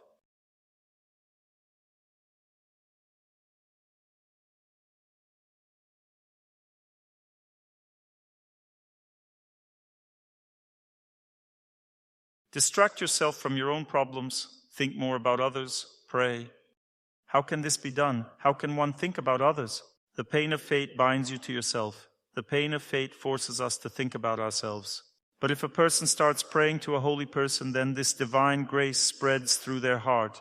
And what does it do? Defeats bad fate. How can you feel this victory? In the form of calmness in the heart. Calmness passes from my heart to the hearts of my loved ones, and they all become soft and gentle. They stop arguing, you see? You can't change a person. You're asking me, how can I change my husband? He constantly gravitates toward his sister, not toward me. You don't need to change any of this. Now, if you start praying, then his heart will be filled with joy from you, and he will be drawn to you just as much at first as to his sister, and then even more to you, because you are his wife. But to do this, you simply need to fill your heart with love, you see? And your bad karma will stop impacting you. It stops working when we fulfill our duties in this world to others, not to ourselves.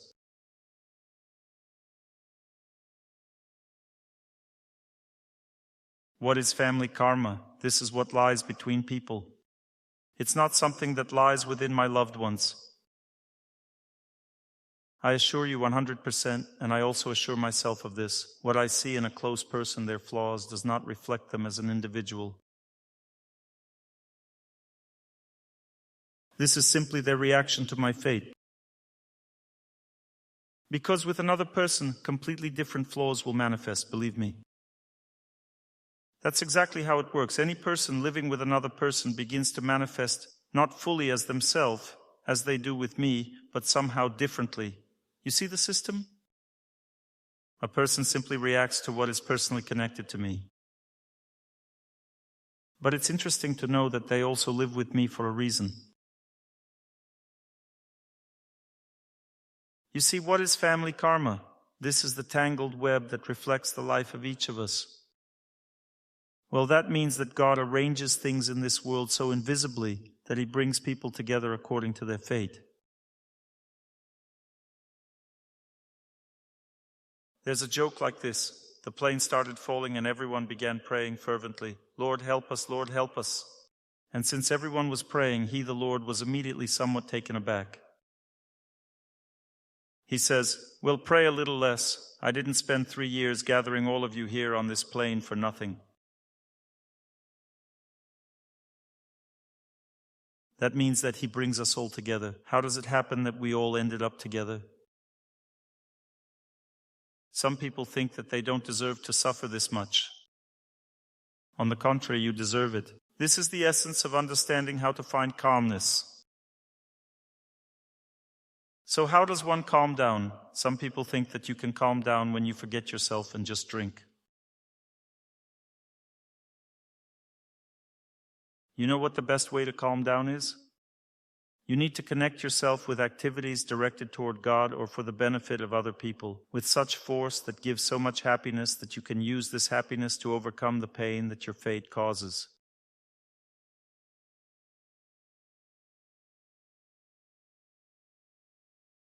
And when the amount of happiness and the amount of your pain come together and balance out, then acceptance of fate occurs.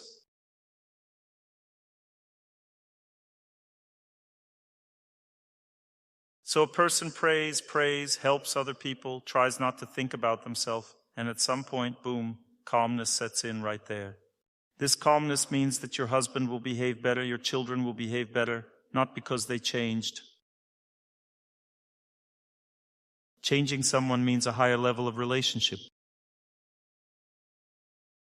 Some people ask, "Dr. Torsunov, should I do this? Tell me, how can I change my husband?" This is a higher level of relationship. Most often in our lives, this is not what we're talking about, because for people in passion, and we mostly live in passion, there is no possibility to correct each other. Correction means a life of pure goodness. It is based on mutual understanding and love.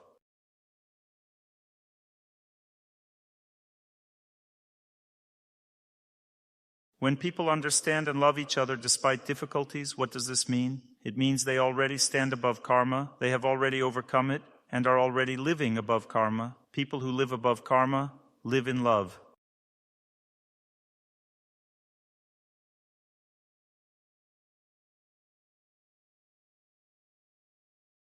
And everyone else lives in suffering. Why in suffering? Because we can't handle the workload. You can cope only if you rely not on your own strength, but on the strength from above. After all, we have been given all the strength we need. We have been given nature. Do you know that nature has been given to us? This is an enormous power. Many of you can't even imagine it. I recently started using roots to heal. I apply a root to a person's back, a piece cut from the root. It has a strong effect for about 15 to 16 hours. And so the root possesses the energy of fire. I see such miracles in the body, you see. Such diseases burn away that, in fact, should not be cured at all.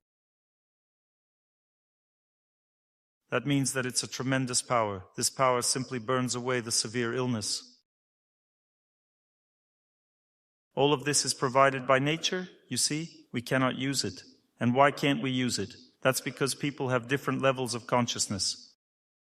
Look, if a person lives only for their own pleasures in this life and wants to enjoy their body, this is called a material understanding of life. Material understanding of life means crude materialism. People who are materialists can only understand material things. They can only treat themselves with pills, with chemicals. Why? Because they don't think beyond chemistry. They have no understanding that there is a subtle world, a subtle energy world, not a physical one, but a deeper one. They view all food only as proteins, fats, carbohydrates, and vitamins. They don't understand that all food has subtle energy, that food can be degrading, which brings suffering, passionate, which brings tension, and pure goodness, which brings happiness. They don't understand this. They only understand chemistry, you see? They don't understand that there is meat that brings suffering, despite the fact that protein, fat, and carbohydrate levels are normal. That means that people who are strongly attached to their bodies and think only about bodily pleasures also don't fully understand what love is, because by love they understand only sexual relations, bodily relations. The Vedas say that there are 3 ways to enhance bodily pleasure. One way is sex. This means subtle exploitation of someone else's body. Subtle exploitation of someone else's body is called sex. Next, the second way to enhance bodily pleasures is meat, which is the crude exploitation of another's body. In this case, we are already eating someone else's body. We don't use it for our pleasure, but we eat it, you see. There is one more way to enjoy bodily happiness. It is to inflame bodily happiness. You know how this material understanding of life gets inflamed? I am the body. I am not the psyche, not the soul. I don't need the joy of this nature. I don't need its beauty. I don't need to see this world subtly and deeply to feel deeply the character of people. I just want to enjoy food, sex, sleep, comfort, and my body.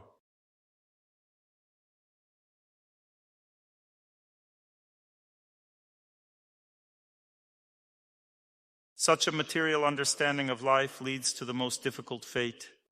And what do you think fuels the material understanding of life? Alcohol, that's what it's for. Therefore, people drink it so much because they want to enjoy bodily life. You see, when a person drinks, their sexual desire immediately increases. People immediately begin to feel all these bodily pleasures 1,000 times stronger, you see? This leads to the degradation of a person. Their intelligence becomes dull. They can't comprehend anything on the subtle plane. The subtle plane, what is it? To see this world in vivid colors, to see it deeply and beautifully.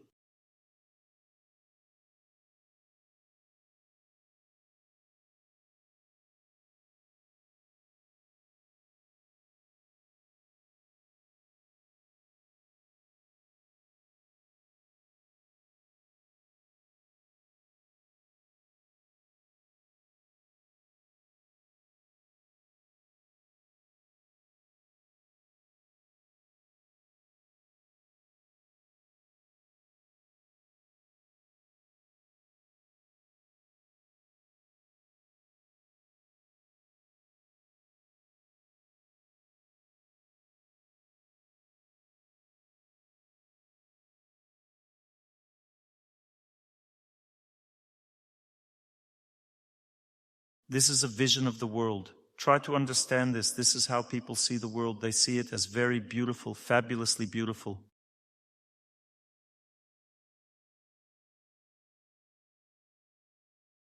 A beautiful world is possible only if you have risen to a different level of understanding things. At this other level of understanding things, a person sees the power of trees, begins to see the might of trees, the might of grass, the might of the human psyche, the ability to overcome one's fate.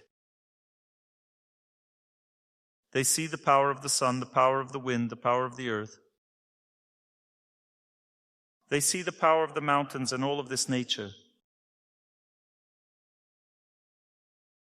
Then a person understands that there are powerful tools to overcome their illnesses and their difficulties. Such a person has powerful forces to live because the psyche controls all processes in the body, not the nervous system.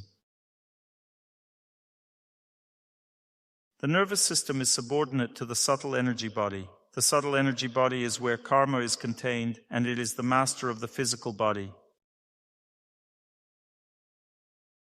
Everything starts with the subtle energy body. That's where everything is controlled. If you understand these laws, it becomes easier to heal people, much easier. I study this not from hearsay. That means that I have been doing this my whole life. That's why I can speak honestly and directly about this. But there is another understanding, a higher one. When a person understands the subtle world, the subtle understanding of things, one reaches the level of pure goodness. This means that this person becomes honest, becomes gentle, kind, affectionate, responsive, compassionate, cheerful. This means an exchange with the energy of nature.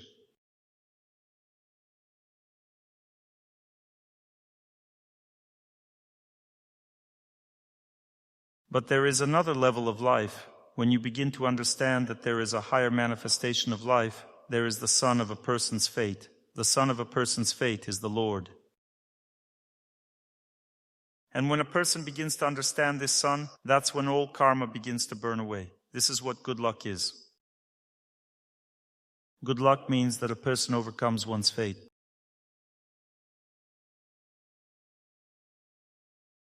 What is family karma? It's simply the amount of work, you see.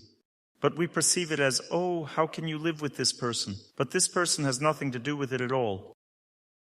This is simply your workload. So when you complete this work, as the girl said, what happens next if I've done the work? What's next? I didn't even know they were so good. That's because everyone is actually good when they sleep. Because when people sleep, the volume of work ends. Look, when a person is sleeping, they are like a soul, pure, bright, and good. Breathing softly, how sweet. Although an hour ago this person drove me crazy.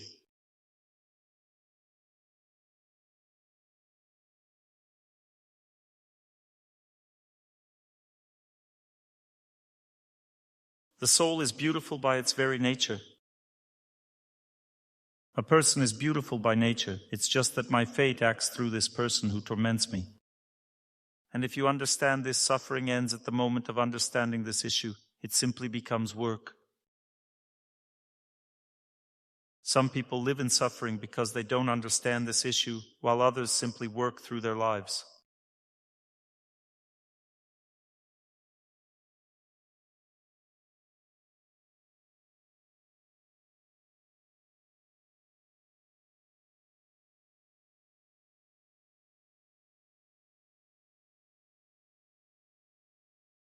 Is there such a thing as family karma? In one note, the karma of the family line was listed, very clearly and understandably.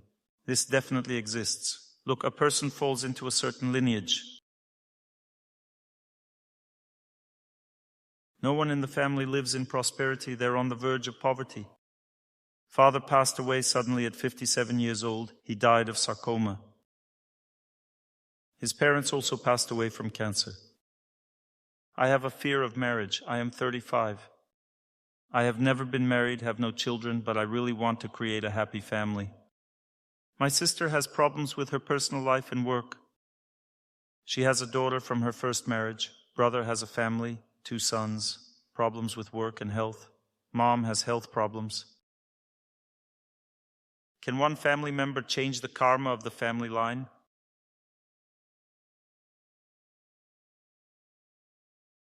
According to the Vedas, when a person becomes a holy person 12 generations before them, do you know what 12 generations means? How many people that is altogether?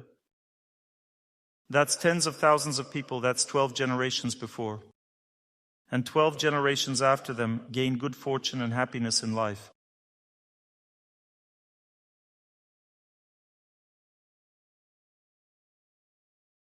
If just one person in the family becomes a holy person, just one person, how many thousands of people become happy? And ask yourself, who should be that person?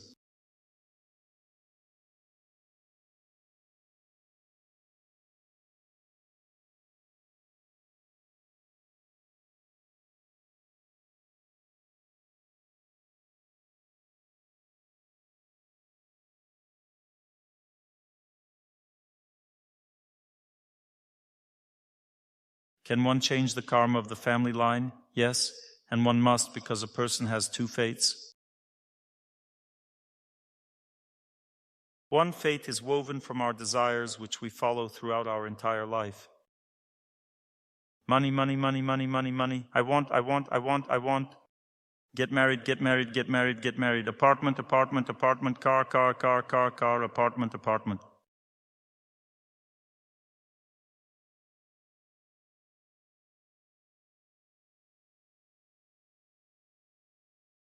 This is one fate. The second fate, a person is born with a mission. Every person is born with a mission in this life. Every person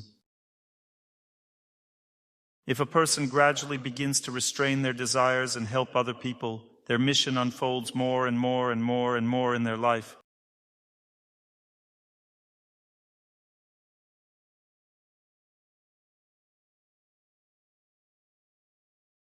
Desire is what we ourselves want for ourselves, and mission is what God wants from us. When a person lives their mission, that is, they do what is beneficial for others and not for themselves, such a person is personally protected by God in life. They know no defeats in their fate, because their life is very valuable and precious. But the majority, 99% of people, do not live in their mission. They don't live by this second happy fate. Most people suffer in this world because they live under the influence of their desires. This is simply called greed. Most people are greedy and therefore they suffer. The more a person wants personal happiness in life, the more of a miser they are, and the more they will suffer, because human life is not intended for personal happiness. It is intended only for taking care of others, because such is the nature of the soul. The soul in this world is simply asleep, and that is why it has ended up in this material world, where time constantly extinguishes a person's happiness. You see, our body ages. The subtle energy body encounters more and more difficulties in life with each passing year. Why does happiness decline? Because this world is meant for learning, not for happiness. But the soul is spiritual by nature, and it can live in another world where happiness increases with each passing year.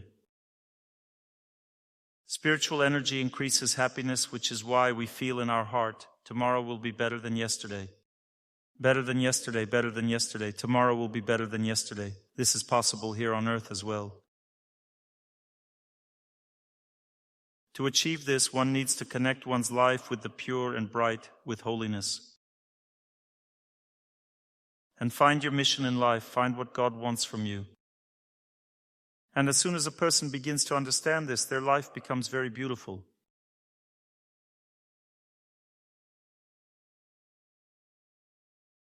And all your relatives find peace in their hearts and stop tormenting you because they torment you from the pain that you yourself give them.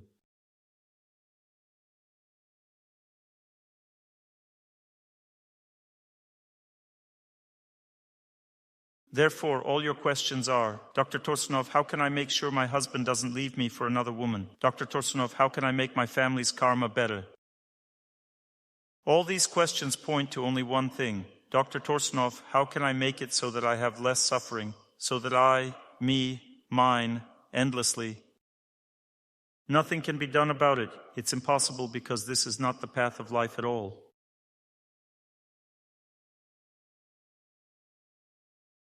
The path of life means to somehow distract yourself from yourself.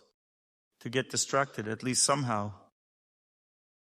A person must strive for the sun, for the enormous light. So what do you think? Why is there one great God and so many small souls? After all, this is unfair, isn't it?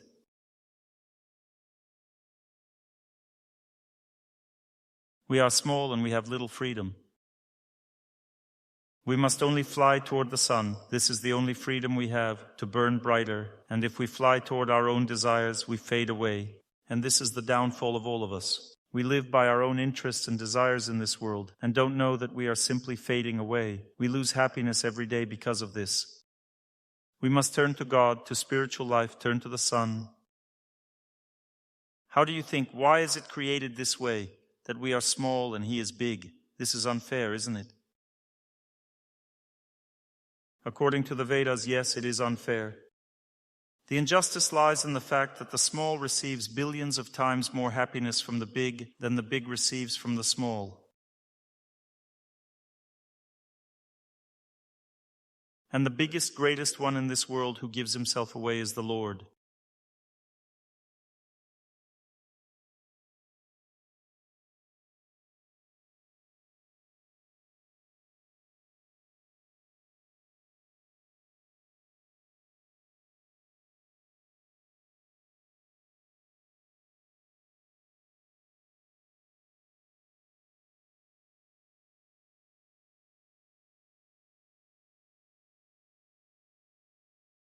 This is the way out, you see. You need to follow the sun, follow God. Is there such a thing as family karma? Yes. What is it needed for? This is the amount of work. You see, in this family line, all people were born with this amount of work to do. I had a sports class at my school. Who gathered there? People with athletic builds who needed to learn to run and jump all day long. This is their nature, you see. It's the same with family karma. It is formed by people who end up in this family line in order to live that way there. There are devout families. A person may be born into some noble family where there were devout people. This entire lineage is formed by such people. It's not that they're helping me from the past. I deserve such family members, you see.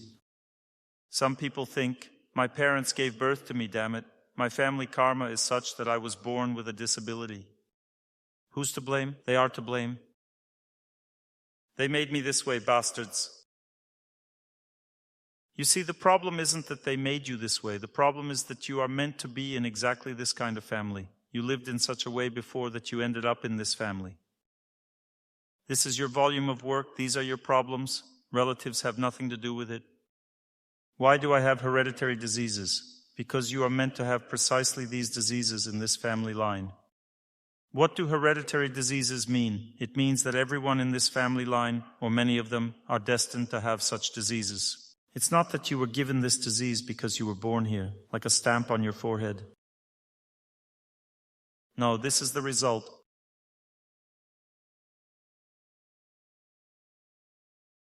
The invisible result of your fate. And what is the uniqueness of this creation, of this world? In the fact that everyone ends up where they need to be. This is where the uniqueness lies. But I don't want to be in this family. Change my family for me. Live and be happy, because there are many other options that you don't even know about. Human life is very rare. There are many grasshoppers, butterflies in this world.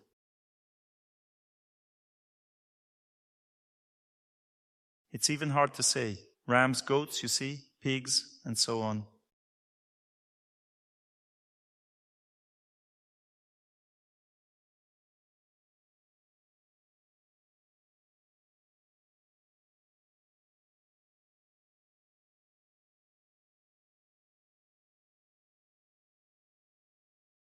Because they had such goals. This idea of living happily in this world is actually animalistic. Do you know about this? No? I'll tell you now. You will find this interesting to learn.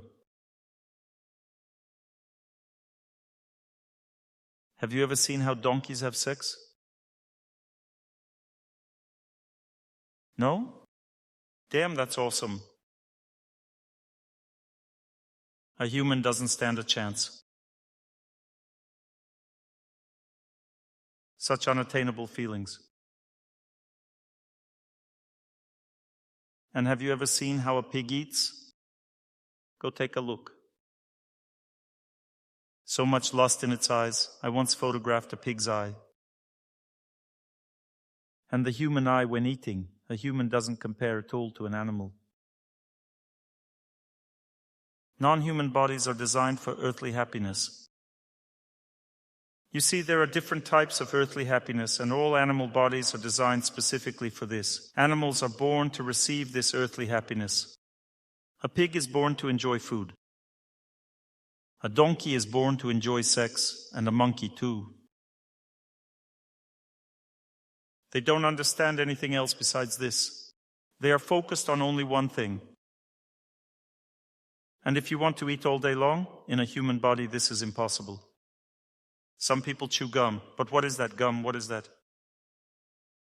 And in the body of a cow, please chew as much as you want. And at night you can still chew because there are 3 stomachs. You regurgitate and keep chewing. Everything is provided for by the laws of nature, you see? Do you want to do sports? Please, the body of a wildebeest, run as much as you want, your whole life. Gallop through life, and it's awesome.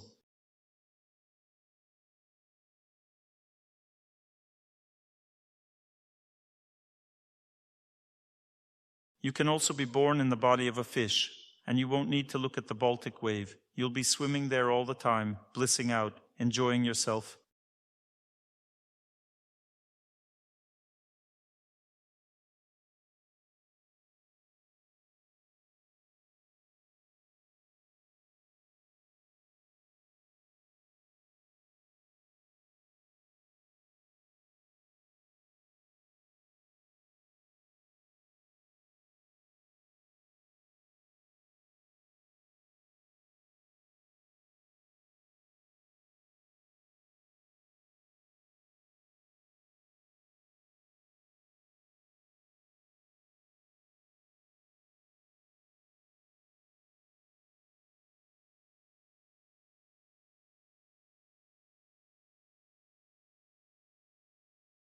You see, everything is provided for in this world. Human life is meant for working on oneself, not for sex, not for sleep. Sleep, please, in the body of a bear, 6 months without any problems.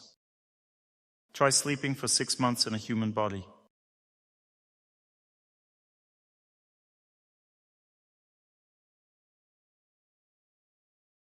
A koala bear is a great form of life. It has 2 in 1. It sleeps constantly, and when it wakes up, it chews the most delicious, exquisite food which is right in front of its nose, the leaves of this tree.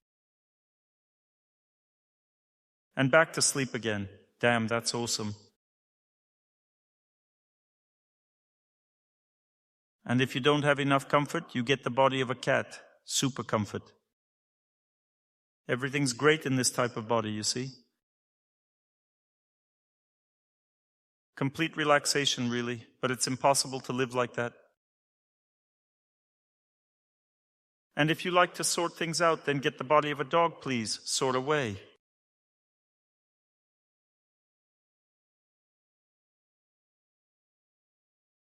Please sort things out as much as you want.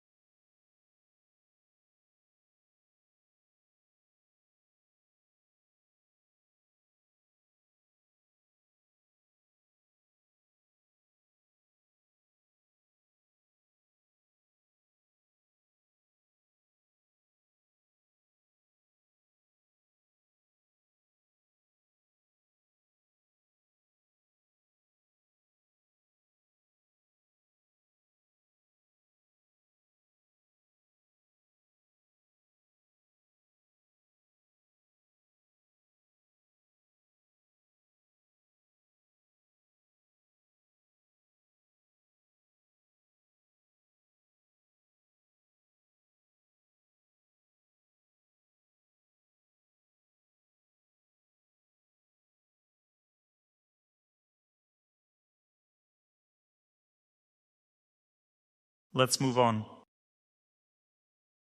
How to recognize heavy family karma. Bad family karma is recognized by one's childhood life. If a person's parents quarrel, that means it's bad family karma. If they got divorced, that means it's bad karma. Father drinks, bad family karma. Parents don't love each other, are cold to each other. That's bad family karma. Now the question is, how will my bad family karma manifest? In exactly the same way. In childhood, the Lord shows us a cartoon of our future life. So I'm watching through the eyes of a child. It's still like a cartoon, because I'm not experiencing it all the way I will experience it later myself. It's a cartoon, but it's our future life. It's the amount of work. The question is, will I live the same way as my parents? Maybe not. Everything depends on how you will work on this volume. But the Lord shows everything in advance.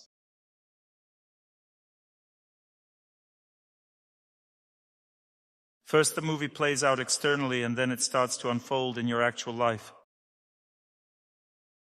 Often people don't understand their role. For example, a person thinks, I will never treat my close one this way. Of course you won't. They will be the ones abusing you. The role is not always recognizable to us. Well, that means that we don't always see ourselves in that role. How does this work? For example, a girl saw her father beating her mother. At that time when she saw all of this, the Lord shows her how she will be beaten, you see? But sometimes it's the other way around, how you yourself will hate your close person. It's unknown which role I will play, but one thing is certain. One thing is certain, if you judge one of your parents, that means this is definitely your role. The more you judge, the more you will play that role, because criticism means repeating the same pattern. Look, this is how karma manifests in the heart, through analogies. Let's say I'm walking down the street and I don't like someone. This means that I have it inside me. What you dislike is hidden. This is already karma, it's like that. If I like someone but they do bad things, that means that this karma is manifested. And if I don't like this person and they do bad things, this means that this karma has already been overcome by me to some extent. But if I relate to a person calmly with love and don't judge them, that means that the karma is almost overcome.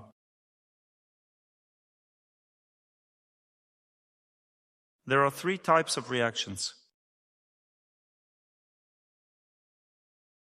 The first type of reaction is war, which means karma has not been worked through at all.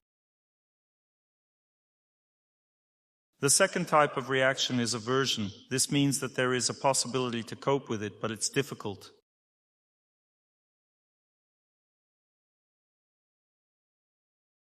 The third type of reaction, the person is good and lovely, but my fate acted through them. This means that karma impacts weakly.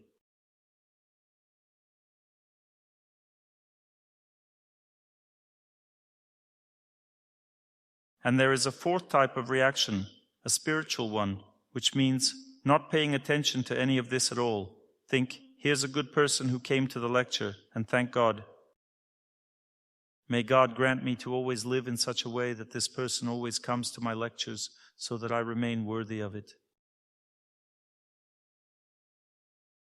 This is a spiritual reaction, you see. Don't be sad.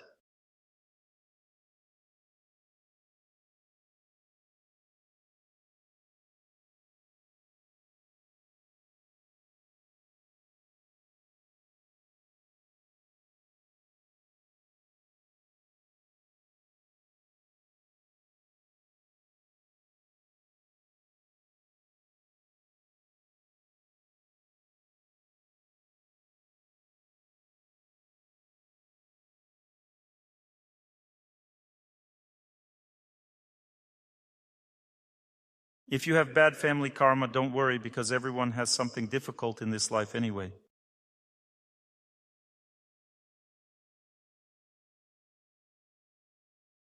But overall, if you were born on this earth and everything is great for you, there's nothing difficult here, then somehow you were very unlucky. Because you should have been born above. You see, there are higher planets in this world where those who don't need to suffer are born. And here there is a certain layer on earth, a certain layer of life, in which suffering is absolutely necessary. People are born here specifically to suffer, to live through bad karma. But if a person is born on Earth and is having a great time here, it means somehow they got on the wrong bus, you see?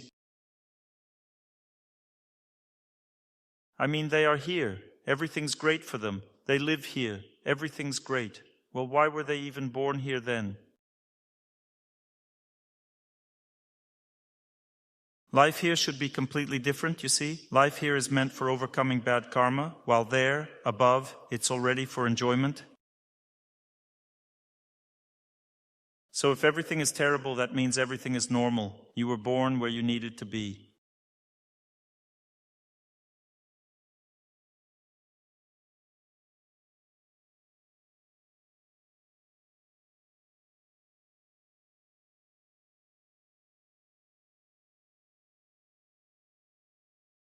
What types of family karma exist? They are very strongly connected to nationalities.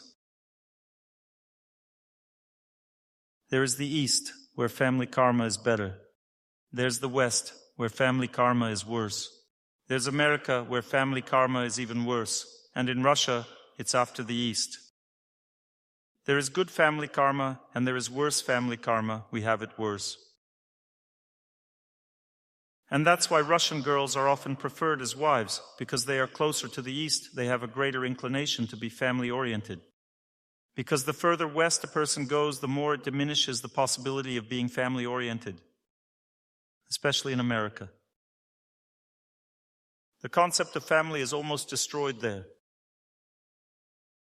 Well, that means that it depends on where you live, and from the nationality as well. There are Eastern nations where the family is better preserved and family culture is better preserved. There are Western nations where family culture is being destroyed, and this is created by fate. It's not that they're bad and we're good. This depends on a person's fate. For example, I know many Russians who have dedicated their lives to God and married Eastern women. More humble, obedient ones. Well, that means more family-oriented.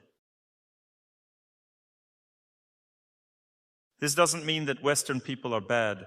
I'm simply talking about the amount of work involved. And this is not genocide now, what they're saying. Not genocide. There are pros and cons everywhere. There are downsides in Eastern people, and there are downsides in Western people. There are downsides in Russians, there are downsides in other nations, and so on. There are advantages. Everything is different everywhere. But overall, know that there is family culture, or the absence of family culture. Culture means good karma. Absence of culture means bad karma. Let's just move away from geographical directions, because both in the West and in the East, there is good family karma everywhere.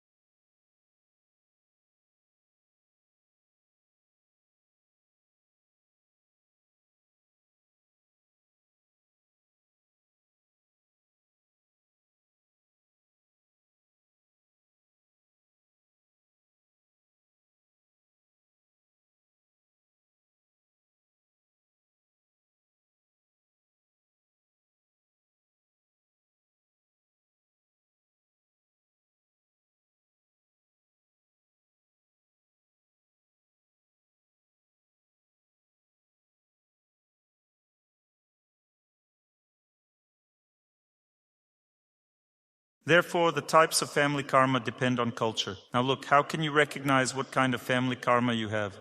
If you were born in a place where parents respect each other, where children bow to their parents and respect their parents all their life, where children listen to their parents when they speak about something, they listen carefully and try not to contradict them directly.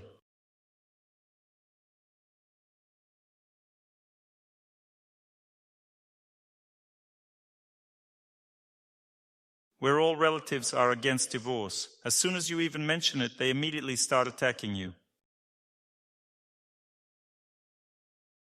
They say that there are no divorces in our family, it's impossible. Where people are very inclined to be friends as families. Relatives try to stay close, get to know each other right away, become family, and help each other with all their might. Where people are even capable of working and running a family business together. That means that they even work together, you see? They not only live together, but also work together. And if a relative doesn't pay back money, they forgive them. This is called good family karma. Have you seen anything like that around here? Raise your hand if you have such a life. You see, these people have good family karma.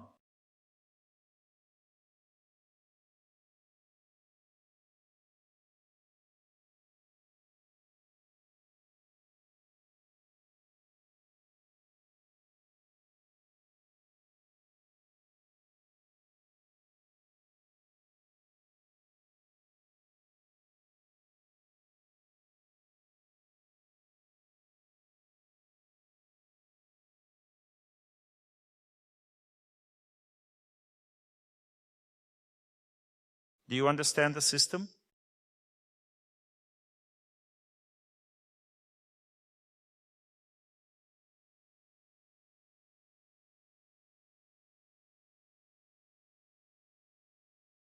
A common law marriage means bad family karma.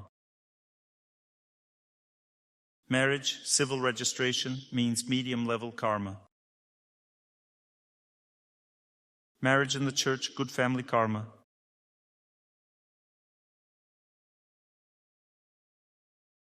A common law marriage is a life in degradation.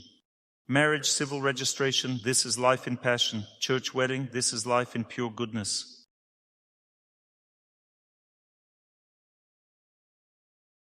When people live in a common law marriage, they are protected only by themselves. We ourselves know that we won't leave each other, so we don't get officially married. Why bother? But when people are officially married, that means that their relatives protect them. Registration means family, relatives protect you. And if a person gets married in a church ceremony, then who protects them? God. Do you feel the difference in protection? But this should be done properly. If it's a marriage registration, then it should be a quality one. I don't know what a quality common law marriage is or how it could exist.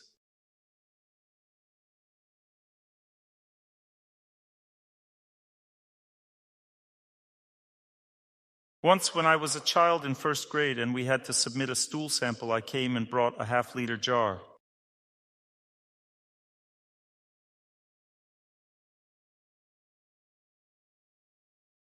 I was little and very independent. They told me I needed to submit a stool sample, so I did.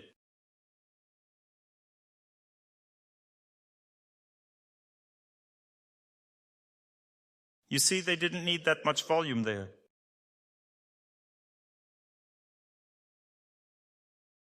It's the same with a common law marriage, you see. No matter what the volume is, it's all the same, you see? There's no love there.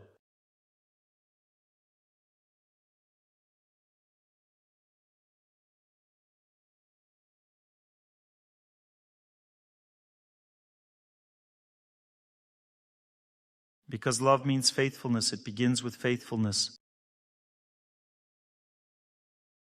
If people got officially married, it means they are faithful, and if they explain to themselves why they didn't get officially married, that means that faithfulness is absent. And if there is no faithfulness, then what kind of life is that? Whether it's a matchbox or a half-liter jar, it's all the same thing. Without faithfulness, that's the kind of life you get.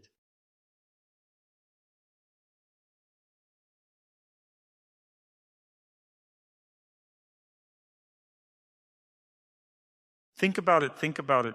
If you say, but he doesn't want to get married, this is the amount of work required. He doesn't want to because there's simply no faithfulness between you, that's all. And you have to develop it. This is faithfulness. What is faithfulness? This means that the hearts are more connected. It's not that his heart cannot be faithful. This means you haven't connected with him. Become the kind of person for him that he would want to go there with you. This means that you went through this path, did this volume of work, but who among you made it so that your partner wanted to get officially married, even though you were living in a common law marriage? So are there any people here who would like to tell me how this is done? Well, who among you wants to bring knowledge, the light of knowledge, into the hearts of other people? Raise your hand. Who among you wants to tell me? Nobody wants to shed the light of knowledge on everyone? Who doesn't have the opportunity to get married because their close person doesn't want to? Raise your hand. Well, people need knowledge. Here they are. They don't have the knowledge. Come on, tell us about it. You will be the one to tell us. Pass the microphone. Let her share her knowledge with us. This is practical experience. This is the best knowledge. Well, personally, I ran straight to the registry office. There were no problems with me, so to speak. Therefore, I can't say anything about this. We lived in a civil marriage for 3 years. 3 years, yes? 3 years, then we broke up. Ooh, interesting. Interesting indeed. You have a real Brazilian soap opera going on. And then what? A year later, we met again. Oh, that's awesome. This means that a divorce is destined in the horoscope. There was a divorce, that's it. They split up, then got back together. All right, excellent. Yes, we overcame bad karma. You overcame bad karma. Well done. You didn't actually break up. Well, go on. And when we got back together, it was clear that our hearts were connected. But I had to somehow explain this heart-to-heart connection to the man.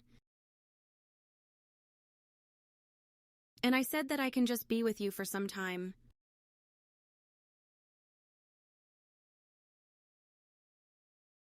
But this time is very important. Well, that means that I explained everything. That means that I can be with you for a short time and then we'll part ways. If you want to be with me, then this has to be serious. And what happened next? He said, let's go to the registry office. This is how it should be done. You need to explain everything to him in such a way that he himself says what needs to be done next. That means that you don't need to tell him what to do, but explain it in such a way that he understands what needs to be done next. That means that he understood that I could be with him for a little while, and then I wouldn't be there anymore. And he needed to make some kind of decision. That's great, but who specifically achieved it? Really achieved it? You lived together and kept trying, and then succeeded. You achieved it. Well, come on, finally. She's also very modest. I looked at her right away, but she didn't want to speak. Now she decided to speak up. Come on, we need your knowledge.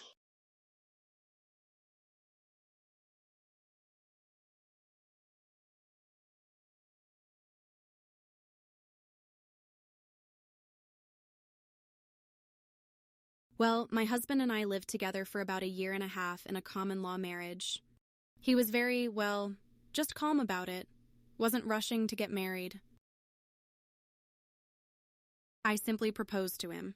We've been together for 16 years now. It will be 17 on November 1st. Well, I simply showed initiative, gentle persistence. Well, I became indispensable to him. He was afraid of losing me, so he simply had no other choice. He became happy with me, by the way. Thank you. This gentle persistence. You see, true strength has a gentle nature. Many people think that true strength means force. True strength has a gentle nature. The greatest power is very gentle by nature. The most powerful things happen very gently. Ladies, remember this. Women have a very great natural power within them, gentleness. And women also have feelings about how to live right. If a woman herself doesn't want to get married, that's just terrible. This means that her faucet is broken, so to speak. The faucet of happiness in the heart has broken. It needs to be restored, fixed, and opened. Happiness must flow from this faucet. A woman should know in her heart that one can only live in a registered marriage. She must know this in her heart. And now I have a question. If there is no marriage registration in the family, who doesn't know that there should be one? Whose heart? A woman's heart.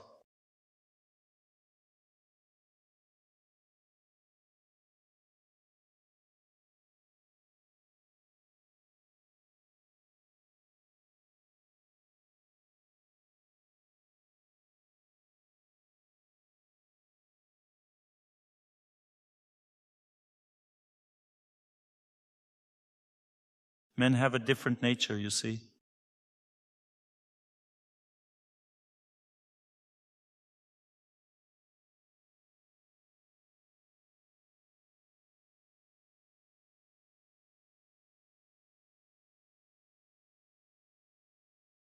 A woman doesn't become more beautiful over time, but a man.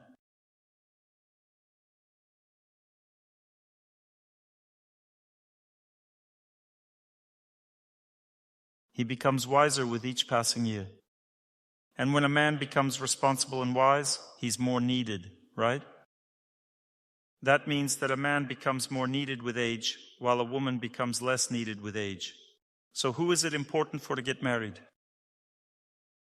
God gave women this knowledge in their hearts that we shouldn't just live together like that. I can only live with you for a little while, a little bit.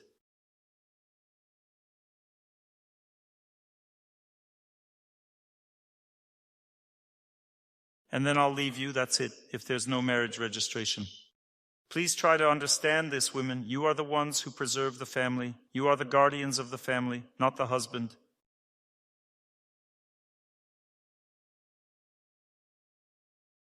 Some women say to their husbands, "Why are you so irresponsible?" Women, you are the guardians of the family. This means that a woman must learn to forgive, even though it is harder for her to forgive.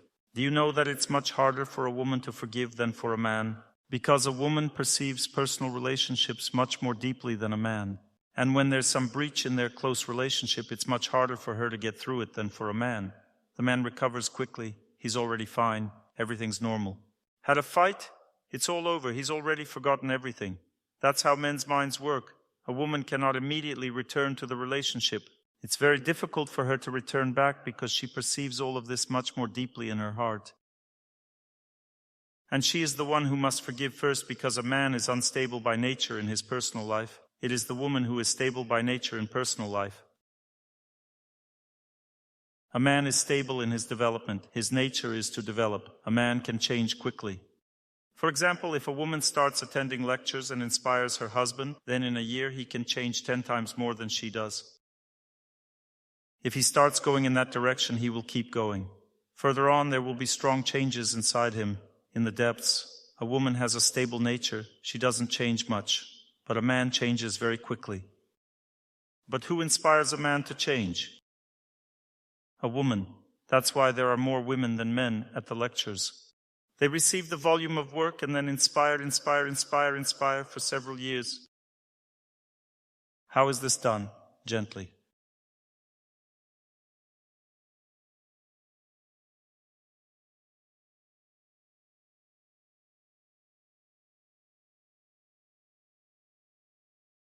A very gentle approach, you see.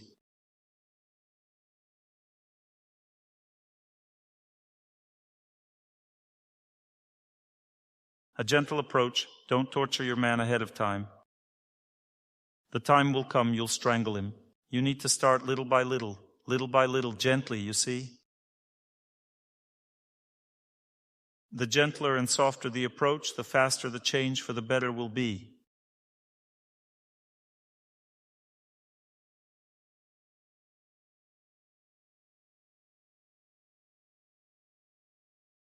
So what is family karma? How to live with it? What should we do? The first thing you need to understand is that you don't need 5 marriages to realize that you have difficult family karma. You need to recognize your karma from the first time. You need to understand from the first time that this amount of work isn't going anywhere. So you felt this heaviness in the relationship. This is what you have inside. It's not that the person turned out to be like that by chance, you see? This is what you have inside, because your close person is not to blame. They are simply an instrument in the hands of fate. They experience the amount of pain necessary to torment me. This amount of work will never change. It will never change until you change it yourself. How should you change it? The first thing is to always clearly fulfill your duties. This is the law. If you are a woman, you should cook with love, do laundry with love, and speak very kindly, affectionately, and gently.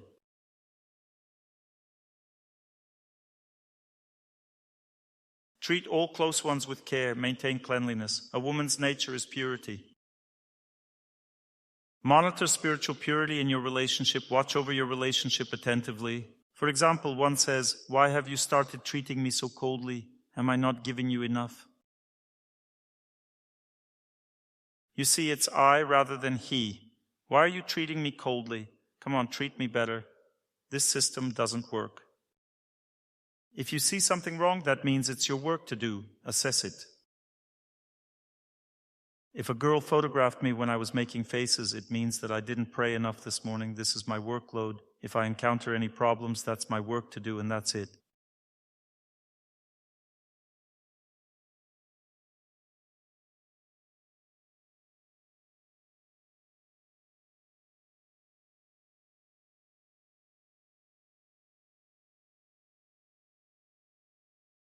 Her fate is to rejoice during the lecture right now.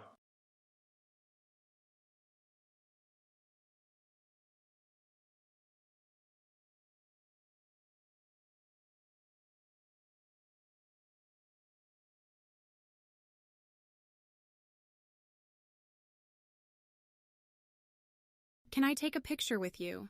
Can I get into the zone and take a photo with you? Of course, I have no choice.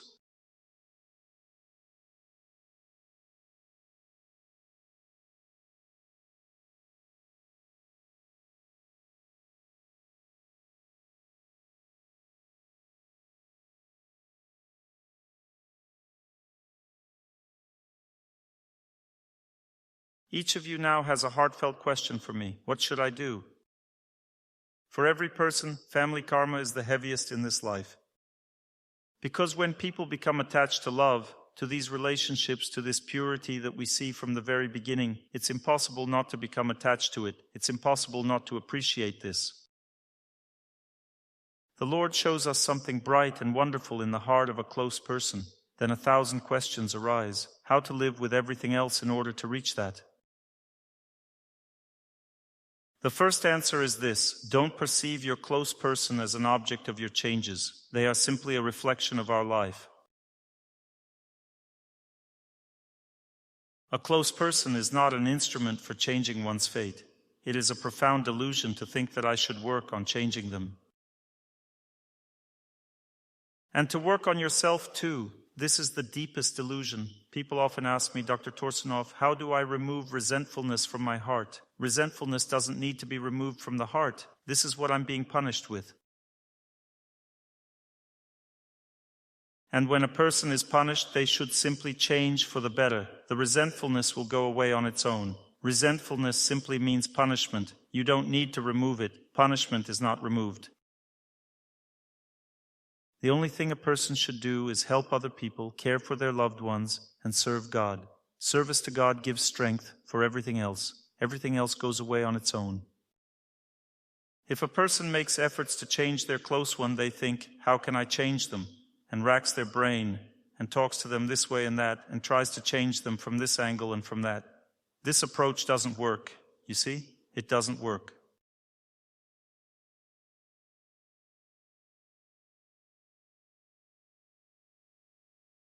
If a parrot gnaws at its cage, it will never gnaw through it, you see?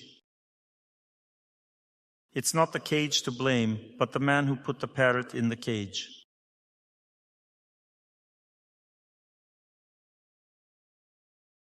Try to understand this. You don't need to nag at your close one. The person simply doesn't even understand what they are doing. They will never understand, because this understanding already means victory over one's fate. When one realizes, oh my God, why did I treat you like that? This means that you have already overcome your fate. Overcoming bad fate does not mean tormenting this person.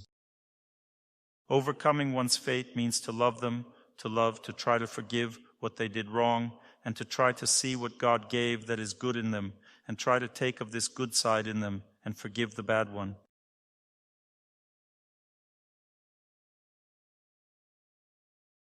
But the most important thing to understand is that the strength for this comes from above. We don't have our own strength to cope with all of this.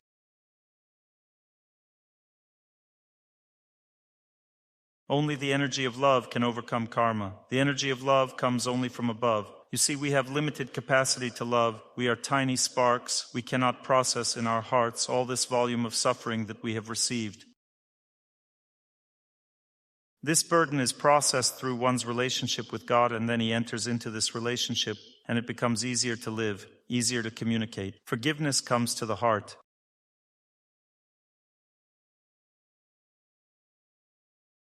There's no need to change anyone. You need to forgive the person. When we forgive, we fill them with love. Love makes it possible to give knowledge to a person. When a person is filled with love, they immediately come to their senses. They understand that they are wrong. Only love brings a person to their senses. People don't come to their senses with the help of words, moral lectures, laws, jail, or the police.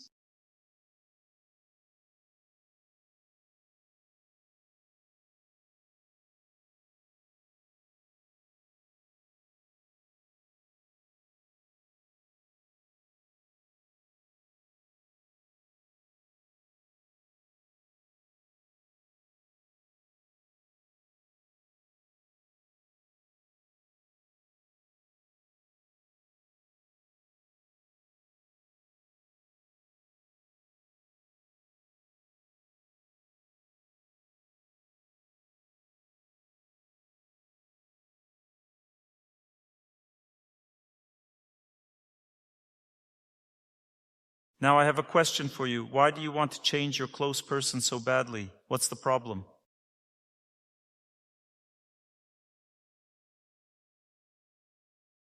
Internal pride.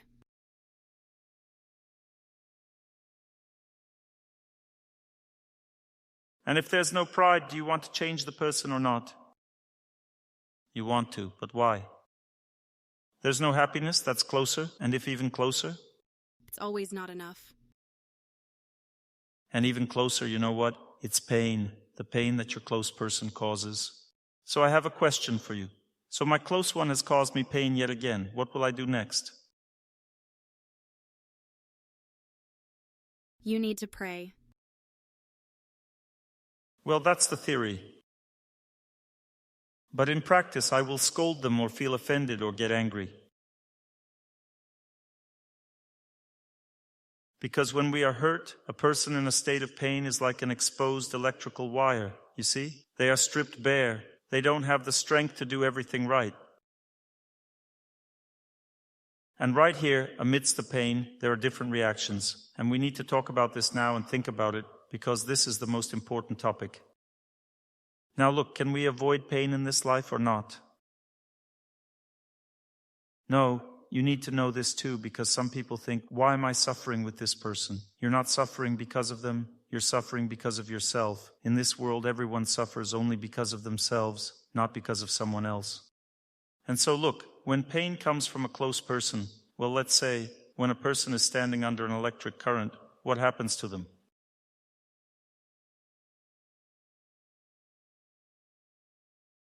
This is what's called a family scandal.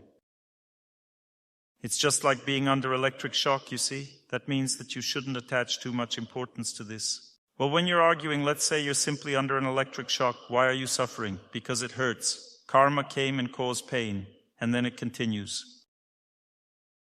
That's how pain works, you see. Either a person cries or beats their head against the wall. Well, there are different ways to react to fate.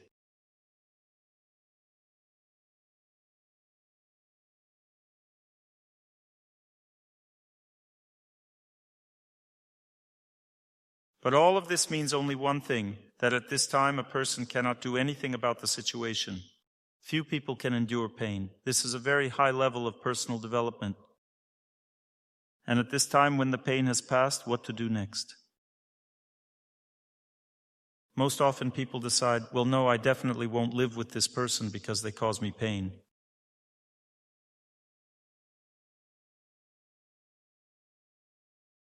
Well, then don't live on earth either. Everything here on earth, this whole system actually causes you pain.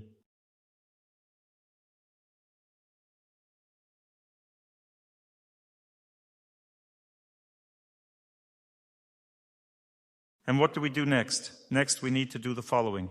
The first thing you need to understand in your life is that the same situation can be very, very painful, moderately painful, or just slightly painful.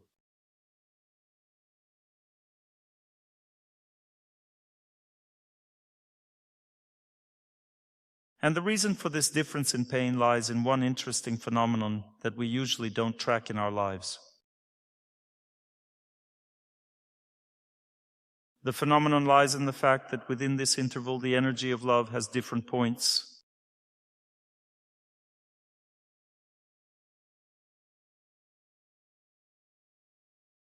If the energy of love always flows as a vector in only one direction, toward me, this state of consciousness is called attachment. That means that I then constantly expect happiness.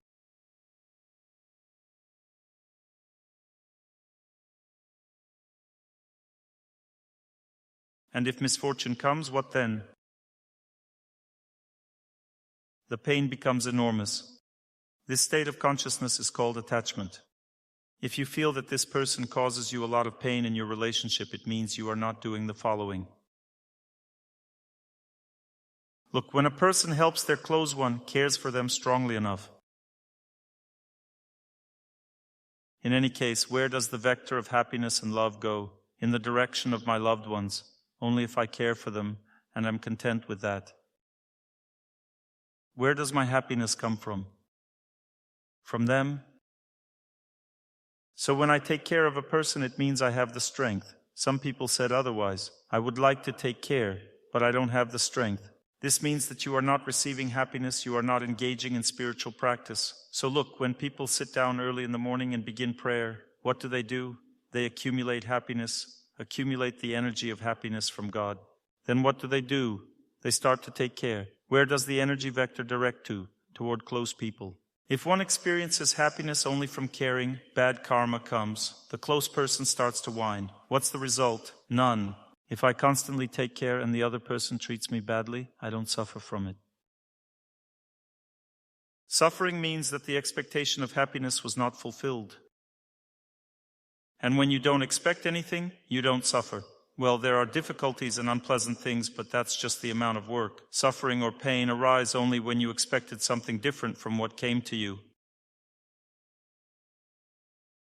This applies to everything. For example, if I only spoil my child, where did the vector go? In that direction, I enjoy life next to my child. What does this mean? What will happen next? A nightmare. This is the child who is destined to bring a certain amount of suffering. And the intensity of these sufferings will be very high. And people often don't understand how attached they are to experiencing happiness from their close relationships. This understanding comes only during trials. You might say, I have a good wife, Dr. Torsunov, but I don't have any suffering at all. I have such a good wife, she takes care of me, does everything, she's faithful, good, great, loves me. Well, everything is just great.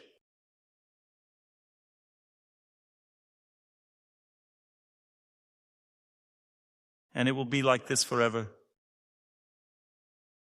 And it will be like this forever, Dr. Torsunov.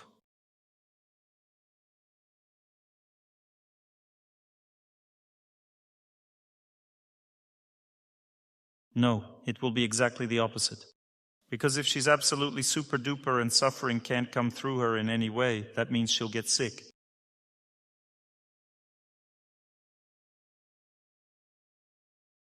And in the worst case, God forbid, then it's a truly terrible picture, because in such cases, close people usually pass away.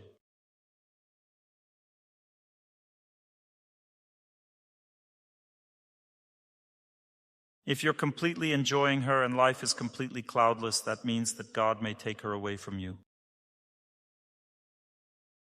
You do nothing for her, you don't care for her at all. She just cares for you, smiles at you, constantly takes care of you, and you do absolutely nothing.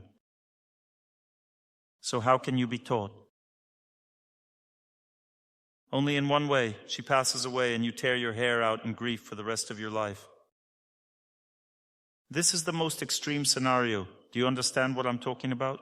I've just described the most extreme scenario, which hopefully will never happen. Therefore, if you have a good close person, this means that God trusts your intelligence very much. He really hopes that even in this case you will take care of your close person rather than enjoy life next to them. Is the system clear or not? But most often that's not how it happens. Most often it happens differently. We squeeze out pleasure from our close person.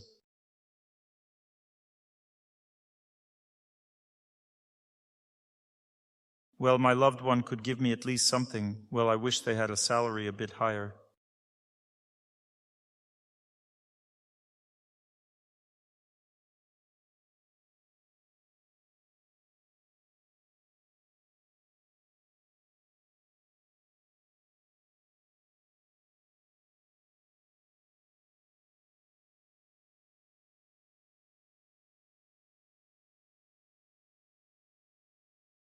A terrible thing. So how do you recognize this terrible thing in yourself? It creates duality. Strong pain in relationships arises due to strong attachment. No attachment, suffering comes. It's okay. We endure, work on ourselves, no problems. And if you feel a strong sense of injustice, it means there was a strong attachment to experiencing happiness from that person, either now when they are present or even earlier. Let's say a girl gets married. She got married with difficulty, having dreamed of a family. What does it mean to dream about having a family? Let's create a picture. This is what a woman's attachment consists of, which destroys her personal life, like a match ignites paper, and suddenly there's no personal life. Let's analyze the situation. Look, a girl says, I'm not married yet, right? I am a beautiful, slender, kind, gentle, affectionate girl.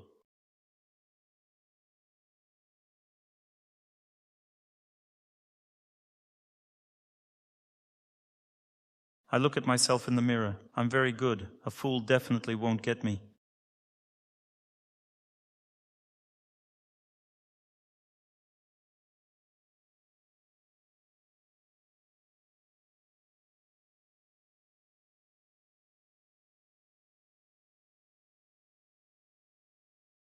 What do I even need in life? First, that they treat me tenderly, very affectionately, caringly. A chick like me should live in comfort after all, in good conditions. I should have a good apartment, Dr. Torsunov.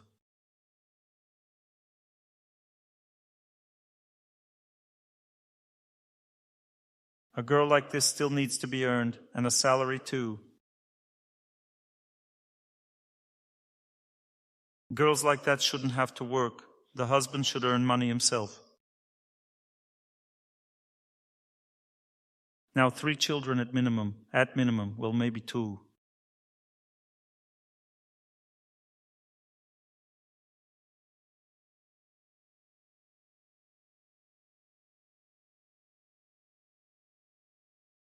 I've been waiting for 5 years now, and there's absolutely nothing. She's pretty and has great qualities.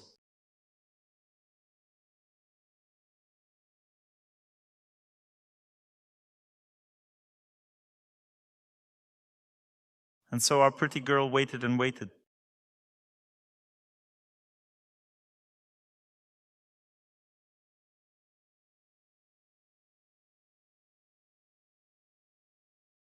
And she waited until he came.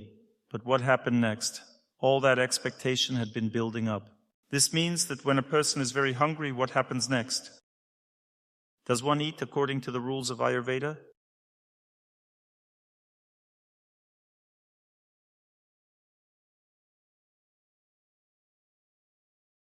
Those of you who have come out of a long fast know this.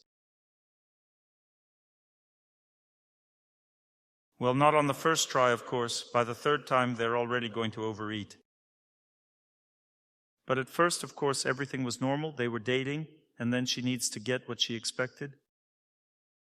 And imagine if she waited for a long time, she simply burns down her family life like a match burns paper, whoosh, and fire spread out.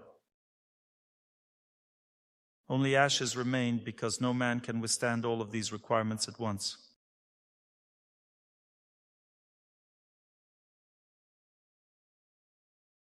It's not like they're written down on paper. If he does something wrong, she immediately bursts into tears. Why is this person crying? Because the requirements exist, but they are not being fulfilled, and it's impossible to tolerate this. Why aren't they treating me tenderly? We had an agreement. Although God never actually made such an agreement. This is our illusion, you see. We created an illusion for ourselves. God didn't support this illusion in us. No, it's just our illusion. We created it. I want someone tall and handsome. But it's not meant to be according to fate. God says, well, tall but not handsome, or handsome but not tall. Well, something like that, something along those lines. Well, go ahead, choose one of the two. I wanted someone handsome like that. We had an agreement. But he didn't make that agreement with you, you see?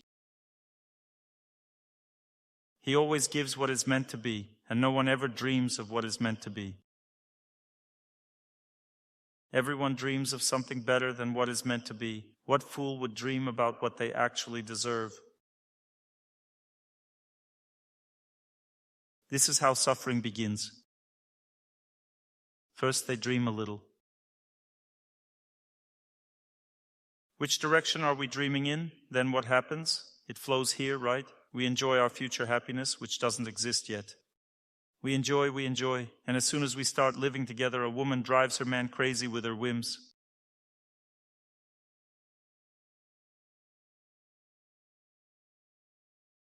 And this is wrong, and that is wrong, and he said the wrong thing, and that's it. And he says, well, I can't do this anymore, that's it. And he leaves, runs away from the relationship. Why does this happen? Because she was doing the wrong thing. When you're single, you shouldn't be dreaming, but rather caring for everyone, helping other people. Don't think about the fact that you're not married. Live joyfully and happily alone in a large family with all the people who surround you. Become beloved by everyone, caring, affectionate, attentive. And then you gradually transition into your own personal family where you also will care for your husband.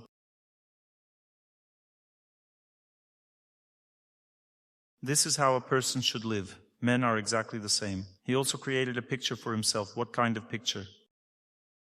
Well, I'm such a serious guy, really. Well, serious, responsible.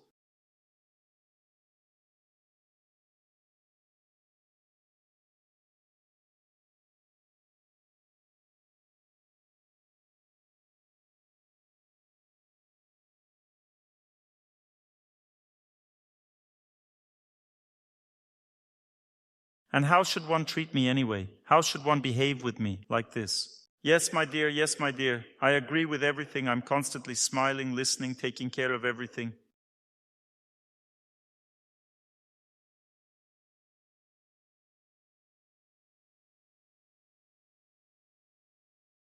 And then, bam, he saw exactly the one he had pictured.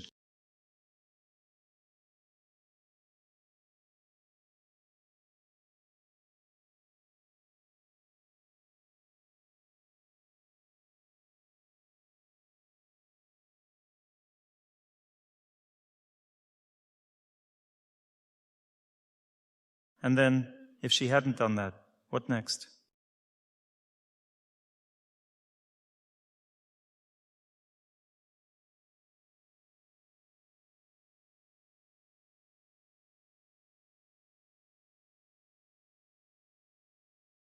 He starts yelling, but who is he yelling at? He's yelling at his own dream.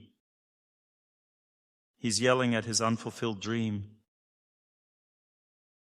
The vector went in the wrong direction. That's it, there will be suffering, 100%. What do you need? Why did you start a family? To prove that you're a man. What is a man needed for? Women know it so they can cling to him.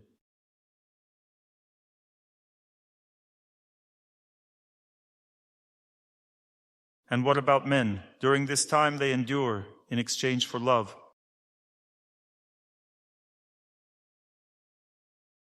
A woman, she is not obligated to work, nor to fix her character. She is not obligated to do anything. And she's not even obligated to understand that she's at fault in the family at all. A woman is not obliged to understand that she is at fault. Whoever has intelligence understands.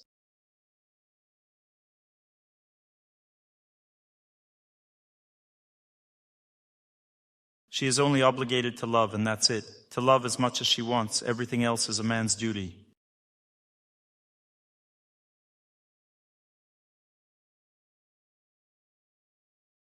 I'm giving birth to the children. You deal with them yourself. Everything's fine. I will love them.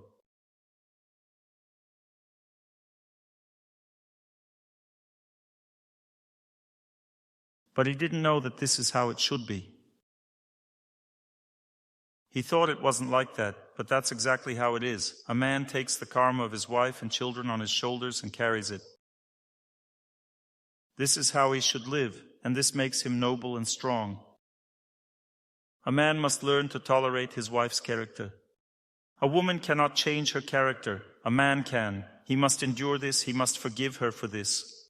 He must accept everything about her. What's it called?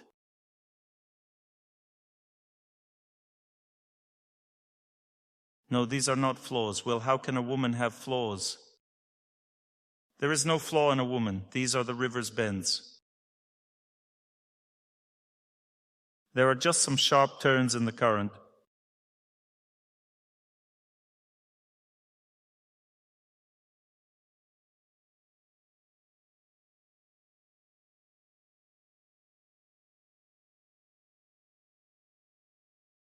That means that if you feel life is unbearable in a close relationship, it means that these expectations far surpass your giving.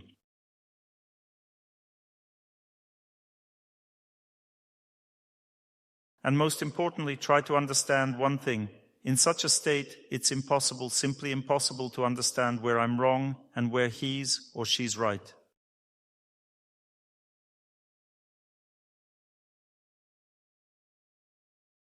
Yesterday I spent a whole hour talking with one of my acquaintances about what a good person her husband is. She spent a whole hour telling me, yes, he's a good person, and she only spoke about his flaws and about his flaws. And why did he do this to me? Why did he do it like that? Why is that? I tell her, but this is what he does every day.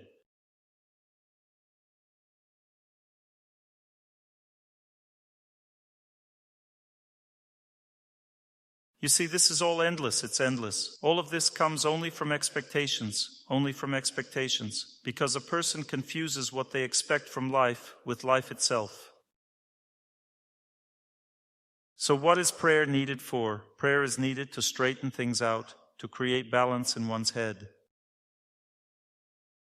And this balance means happiness, you see. Some people think that happiness looks like this. No, happiness looks the way it's supposed to look. This is your happiness, you see? Your close person has everything you need in them. Not 3 in 1, not 5 in 1, but 500 in 1, you see. Everything, both suffering and happiness, both sorrows and joys, everything you are meant to experience with this person is all there in them. God has provided everything there because life is woven from this. But if you want something else on this earth, it's a complete illusion. Just pray more and understand what exactly constitutes happiness and life on this earth. Happiness means getting what's meant for you. Happiness means to learn. Happiness means to change. Happiness means learning to love, learning to care, not allowing fate to drag me into the swamp because it relaxed me. The most unfortunate people in this world are those who don't face difficulties in life. These are the most unfortunate, the most deprived. Happy are those who have these difficulties, and even more fortunate are those who simultaneously receive the knowledge necessary to overcome these difficulties. Because by receiving difficulties, a person becomes pure and elevated, they become better and therefore happier. Being happier doesn't mean relaxing and getting fat. Being happier means to become purified and strong, joyful, powerful, capable of overcoming one's fate.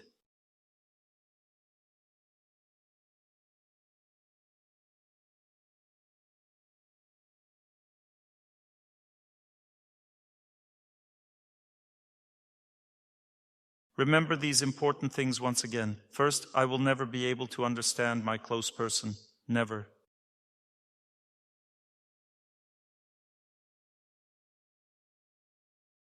I can understand thousands of different family situations. I can understand 1,000 different women, but I will never be able to understand my own wife. Never. It's impossible because this is precisely what constitutes the scope of my work. If I understood all of this, it would mean I had already defeated my fate. Why worry then? Why does God hide from me the difficulties of my wife's character? Why does He hide from me those keys that need to be inserted for the mechanism of the relationship to start working properly? Why does this happen? Because this is the scope of my work. If I work correctly in the relationship, if I care, if I fulfill my duty, if I pray, if I forgive and ask for forgiveness, if I do everything right, remain faithful, remain responsive, respect my close one, then all these keys will be found over time.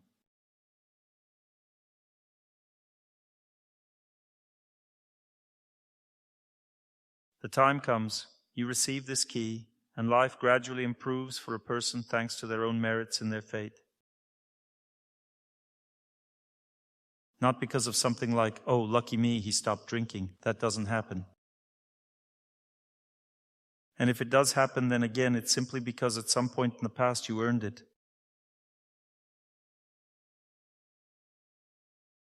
We will never be able to understand our close person. All their quirks will never be clear to us. Why and for what reason? We will never be able to understand what is fair about life tormenting us. We shouldn't try to do that.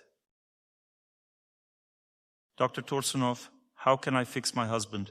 All the notes are about this, my dears, all of them. You don't need to ask about this. There are no answers to such questions.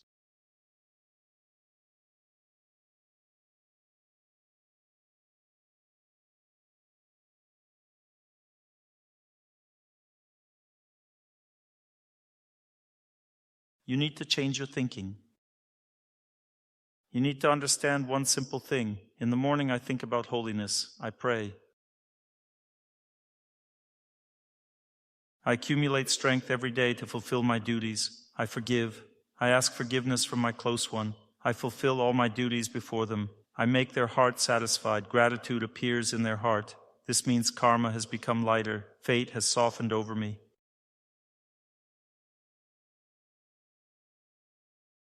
But this doesn't mean that the day after tomorrow I won't get another slap from fate. It will happen for sure. We forgive again, ask for forgiveness, and move on with our lives.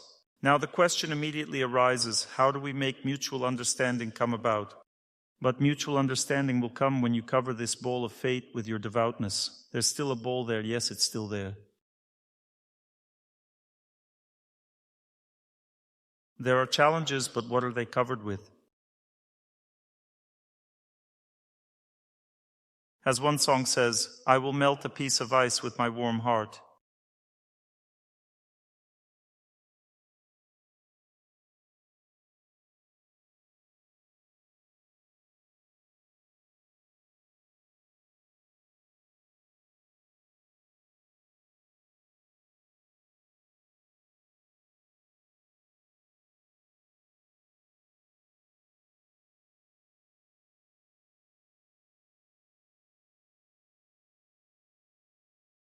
Try to understand this truth. When you have fully dealt with your fate, it will still remain the same.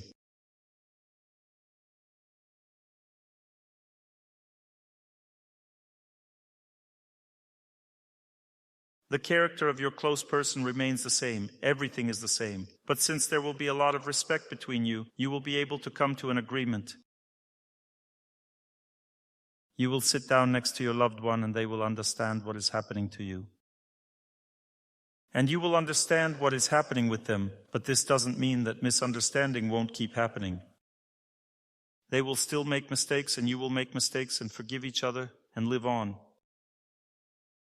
Because life in pure goodness means a sober understanding of what is happening. And what happens? I will still have to continue taking the exams of my fate, but in an atmosphere of love and knowledge. Because when fate weighs us down and shakes us, we can't explain anything to our close one, and they can't explain anything to us. What does this mean? This means that we simply haven't invested enough love and prayer into this relationship yet. That's all. This doesn't mean anything else.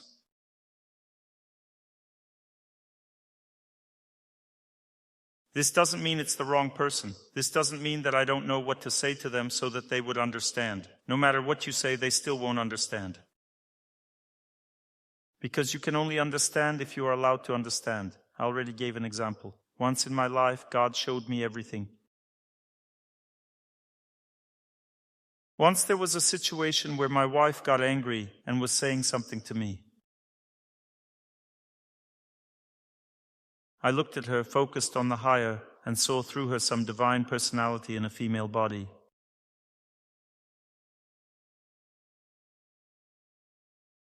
The higher divine being was angry with me and was acting through her. That's the vision I saw, and all this time everything continued. I was as if detached from this situation. And I simply said to that personality, "Forgive me, please forgive me." And she was so angry because I had done something wrong in the past. Not right now, but in the past.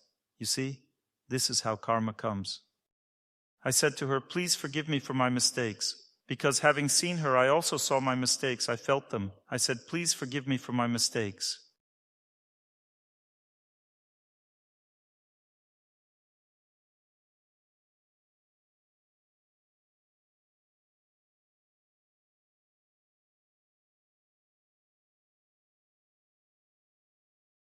And you know, as soon as I did that in my heart, it lasted just seconds, and she, my wife, immediately calmed down. Can you imagine? She calmed down, as if by magic.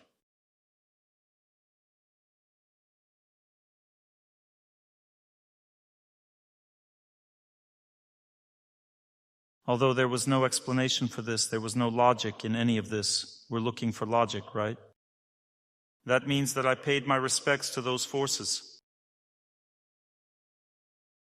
My wife calmed down instantly. That's it. How did it happen? Just in a second. Now I'll tell you more. There was a situation later in which I started behaving incorrectly with my wife. And God showed me this too, that I was behaving incorrectly. But I started to look at who was controlling me, and I couldn't find it. No matter how much I tried to see, I couldn't. Can you imagine how deeply hidden from our eyes is this force that gives us a feeling of being right in our hearts, but is actually designed to torment our loved ones?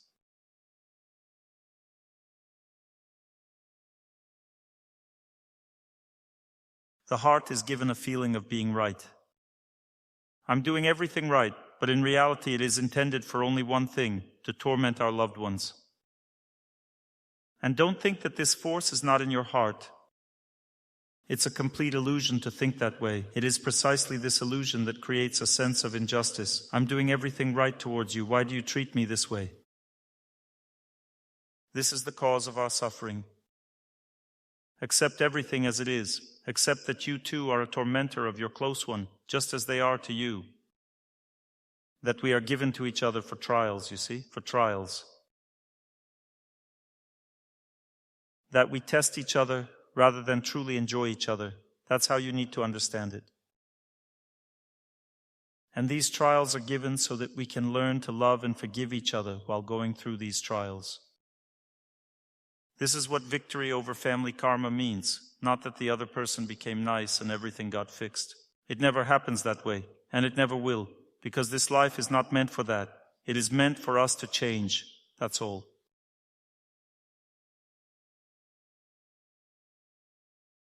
And the strength for this change comes only from above. A person doesn't have the strength on their own to forgive their close person, to accept them as they are, to accept their fate with this person, that you're truly meant to suffer this way, that you shouldn't abandon them, divorce them. It's impossible to process this on your own. Only through holiness can this be done. Therefore, people in ancient cultures prayed every day, in the morning, in the evening, after meals and before meals. Well, why have we forgotten all of this? We've become so smart, haven't we? We no longer need prayer since we now stare at the flat electronic screen.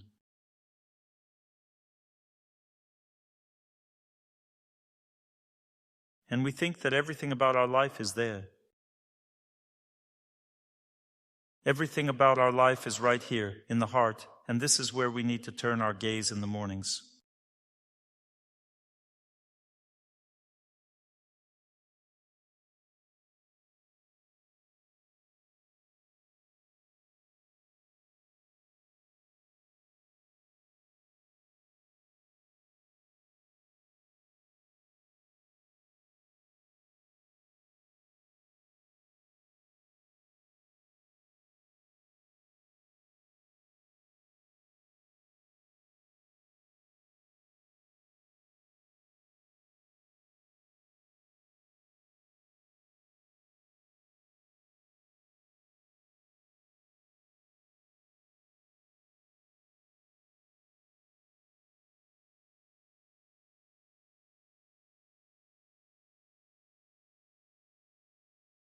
Someone once asked me a question.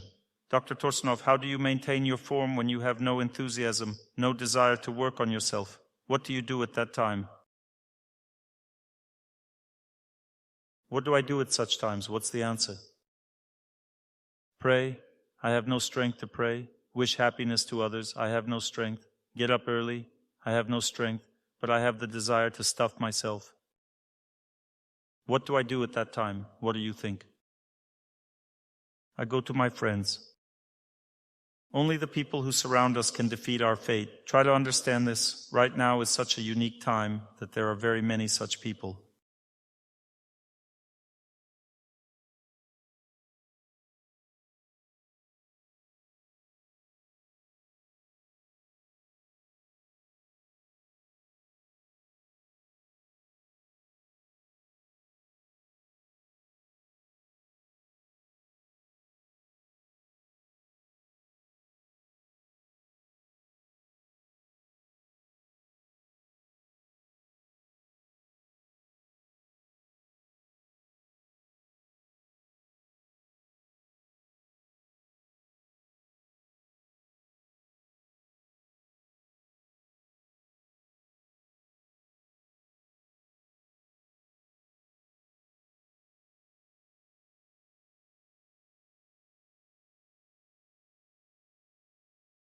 Let's remember something holy.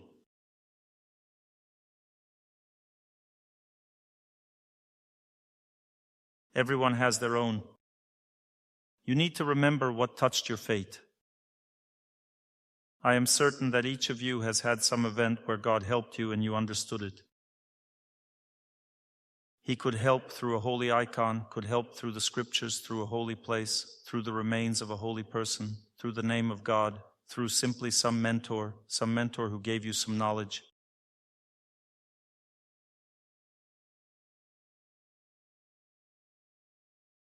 God has many ways to give us happiness and victory in life. There are many ways. Remember what happened. Remember that person or that holiness that transmitted this light to you. Only through this memory is it possible to truly overcome one's fate, because God gives us such keys so that we remember them and always set ourselves up for them in our life.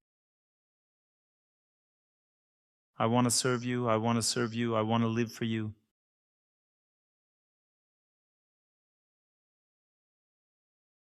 I wish everyone happiness. What does I wish everyone happiness mean? Remember this miracle, this divine purity, and give it to everyone. Remember it and give it away. This is how a person should live.